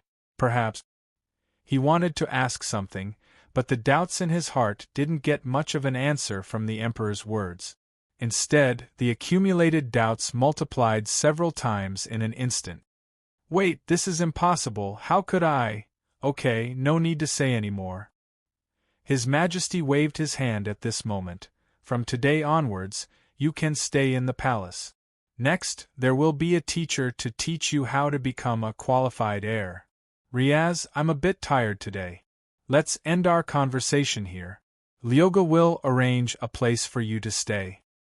"No, wait, I. The young man swallowed his words back into his stomach. Because at this moment, the girl in the silver robe had quickly walked in front of him. Her shadow covered Riaz's face bit by bit. That pair of eyes reminded Riaz of the sirens in the textbook. "Then, Your Highness Prince Riaz, please follow me," the girl said. In the sky outside the palace, a huge, almost transparent octahedron was still hanging high. It didn't move at all and just hung there like that. Boss Luo withdrew his gaze at this moment. From today onwards, he and Miss Maid were arranged to stay in another place. It was a rather simple and elegant room used for negotiation.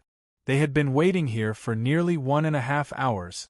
Outside the door, only the 2 guards of the palace were standing. After a while, the door of the negotiation room slowly opened. Luochio saw the Emperor of Underwater City again, Louis XXXIX.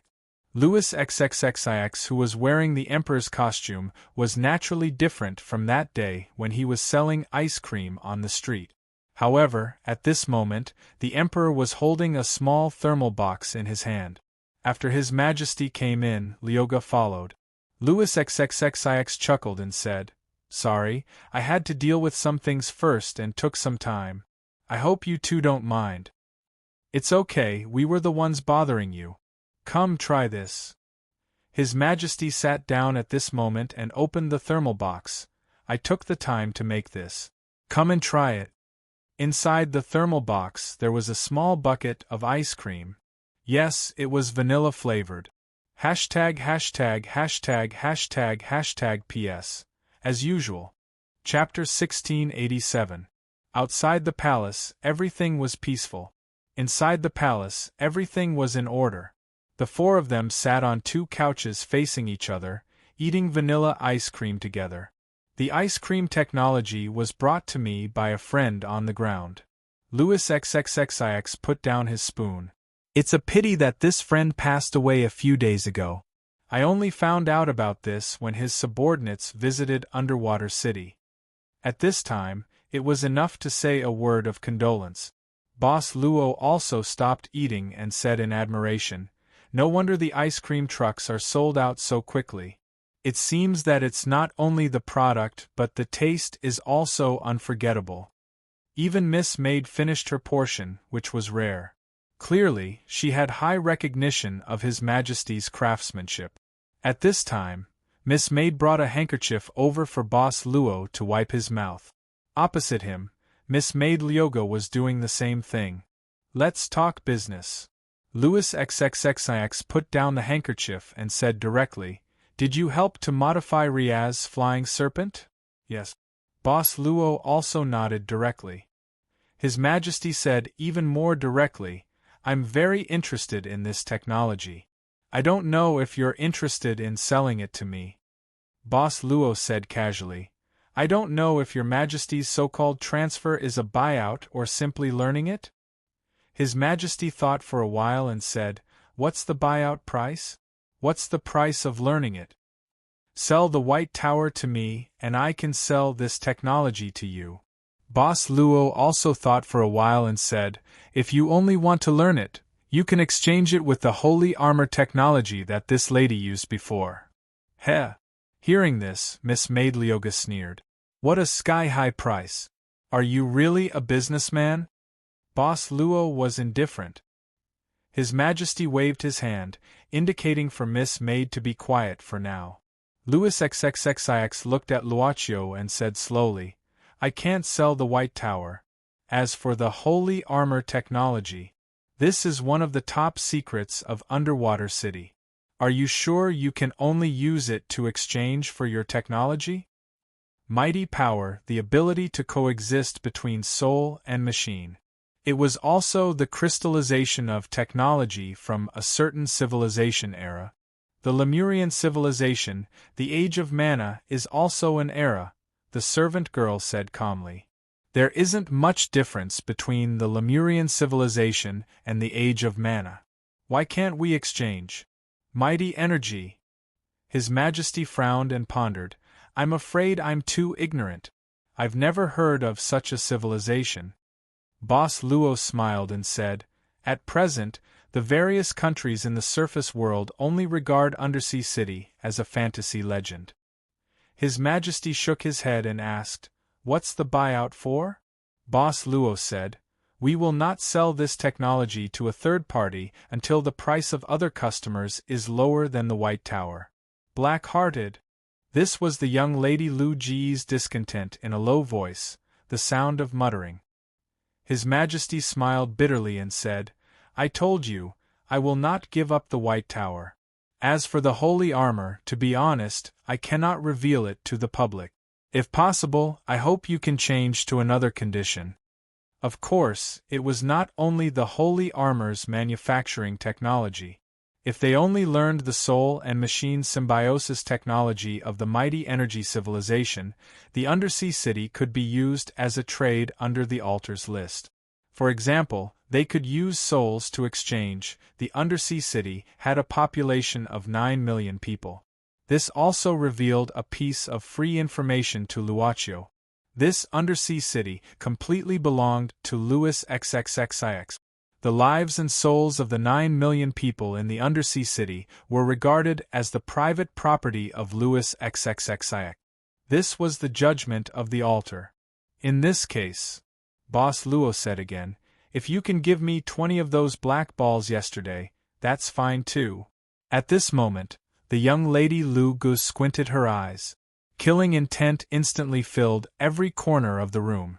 But in the next moment, A surge of killing intent that was 100 times stronger than the young lady's erupted like a volcano. Huge waves instantly drowned the waves in the lake. The young lady Lu Ji's face turned pale. The servant girl picked up the teacup calmly, as if nothing had happened. His Majesty saw all of this with his eyes. His expression was calm, but no one knew what he was thinking in his heart. He sighed slowly again, shook his head, and said, "Change the condition. You give me 2 million people." Boss Luo said the third and fourth condition, or what? His Majesty's gaze hardened. The third option had already caused an unnatural change to appear in his calm expression. As for the fourth option, Boss Luo didn't say anything, he just glanced at the Emperor. Instantly, Louis XX's expression changed again. He took a deep look at Boss Luo, then kept silent. After a long time, he said slowly, "It seems that our first negotiation was not successful." "It doesn't matter," Boss Luo said casually. "Business is not necessarily successful on the first try. Both sides have their own considerations." "Lu Go," the Emperor ordered, "treat these 2 guests as state guests. Take good care of them during this time, don't neglect them." Perhaps it was because of the confrontation earlier, the young lady in the silver robe was much quieter now. She nodded silently. After that, Louis XXXIX left the negotiation room with the young lady Lu Gu. As for Boss Luo and the servant girl, they were arranged to stay in a courtyard in the palace. What was interesting was that Riaz was also arranged to stay in this courtyard. "What is the fourth condition?" In the Emperor's study, Lu Gu frowned. Along the way, Louis XXXIX didn't say anything. This was a rare silence from Lu Gu. The Emperor shook his head and said, "Compared to the previous 3 conditions, the fourth condition is better off not mentioning. But I don't know how much this so-called technology of the giant ability civilization can help me. By the way, how is the analysis of Azra White Qilin?" Lu Gu shook her head and said, "It's all disassembled, but none of the researchers in Astral, one could understand what was inside. Except for the part about magical technology." "Not even a little?" Louis XXXIX was surprised. Lu Gu smiled bitterly and said, "They said that this technology might be as simple as 1+, but in reality, no one has ever instilled the concept of 1+ in them. The crystallization of a civilization era. Giant ability civilization." Louis XXXIX leaned back in his chair. "Since Lemuria sunk into the sea until now, we have been observing the development of the surface world through different methods. So, there is no such thing as a giant ability civilization," the young lady said bluntly. "Not after us," His Majesty suddenly said. "Before us? Who knows?" "You mean, this giant ability civilization might be before Lemuria?" Lu Gu couldn't help but say in surprise, "Is this a hypothesis, or do you really think so?" "Just treat it as a pure hypothesis." The Emperor shook his head and said, "We need to make assumptions about the unknown, and we must have a skeptical attitude before the truth. This is the rule of the royal family." Lu Gu snorted and said with a sneer, "You make it sound nice, but you are the only one in the royal family since ancient times. That's why Riaz is so important." The Emperor sighed and said, "Only he can assimilate my bloodline. After so many generations there is finally another one." Lu Gu said faintly, "Unfortunately, it's not me. I'll leave the matter of teaching Riaz to you." The Emperor said softly, "Only you can do this. I'll leave the underwater city to you for the next few days." "Louis," the young girl Lyoga suddenly said, "you felt it too, didn't you? That power in the negotiation room? It's very strong." The Emperor nodded. "Perhaps it can compete with the current holy armor." Lu Gu said softly, "If we have 2 powers of the same level as the holy armor, perhaps we can. You don't know how terrifying it is." The Emperor smiled bitterly. "This isn't a matter of how many powers of the same level as the holy armor. It's a matter of the holy armor." being lacking in the first place. Alright, your next task is to teach Ri as well. Put everything else aside for now. I don't know how to teach people, Lu Gus said coldly. I only know how to kill people. You will. Louis XXXIX stared at her. She couldn't resist the Emperor's gaze and turned her head away. She said softly, "Come back quickly." "I will." Louis smiled and said. In the underwater city, in a dark room with all kinds of pipes on the ceiling, the lamp was made from the oil of a kind of deep-sea fish. The light was yellow. In this place where the ventilation wasn't very good, the smell of the burning oil wasn't very good, but that was all. After all, if they used magical tools, they would be easily detected. A group of people gathered in this small space. They cleared out an empty space in the middle, and there were 4 corpses on the empty space.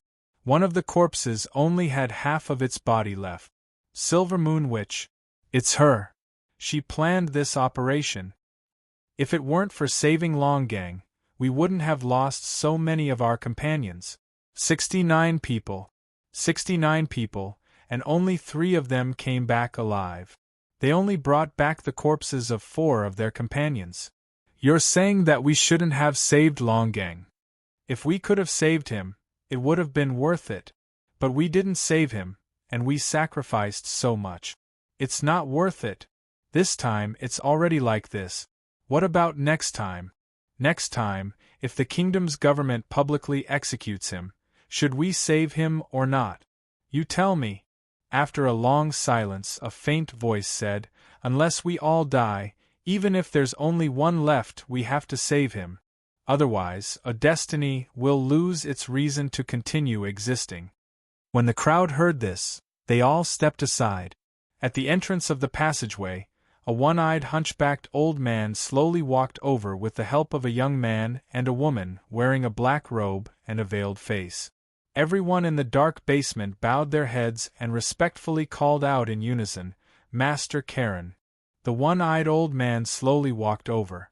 When he passed by the place where the corpses were placed, he paused for a moment, then knelt on the ground and muttered something as if he was praying.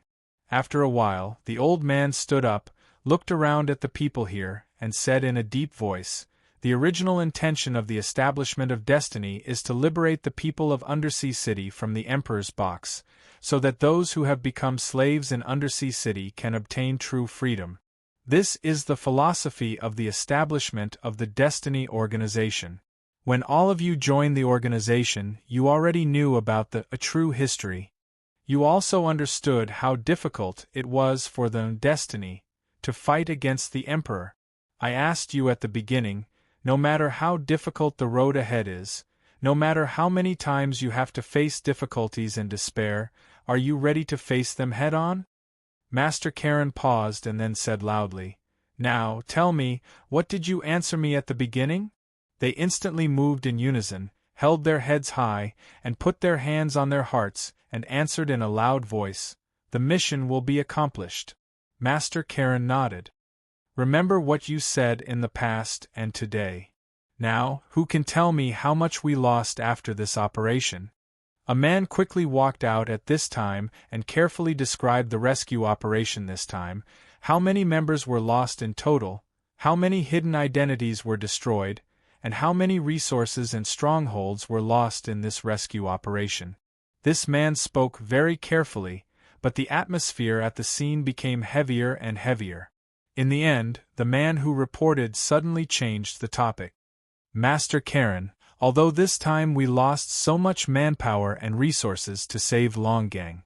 In the end, the reason why Longgang was captured by the kingdom's government was entirely to save Professor Joachim from the underground mine." "What are you trying to say?" Master Karen frowned. "In order to save Professor Joachim, we even sacrificed so many years of arrangements in the underground mine. Master Karen, I respect every decision you make. However, for a researcher of the kingdom's government, you gave up the opportunity to save our companions trapped in the mine. Is it worth it? I need a reason for you to make such a decision. Otherwise, I won't accept it. Are you doubting me?" Master Karen spoke again in a low voice. The man said sorrowfully, "My wife and children fell into the hands of the kingdom's government because I was exposed. They're in the underground mine, and I don't know if they're alive or dead. I've suffered every day. In order to open up the underground mine and save them, I've never dared to let myself rest these past few years. Every time I close my eyes, it's as if I can see the painful expression on my wife and children's faces. They might not be able to hold on any longer, or even, Master, I just want to know why. Please tell me." "It's not time to announce this matter yet. I'm sorry, please understand." Master Karen shook her head. "This and everything is for the greater good." "Then let her tell me." After saying that, the man rushed forward and forcefully grabbed the black-robed, masked woman beside Master Karen. "Tell me, what is it for? Why do we have to pay such a heavy price to save Joachim? Is it because he's your husband? Tell me, Kaya." He forcefully tore apart the woman's black robe. It was Kaya. #########.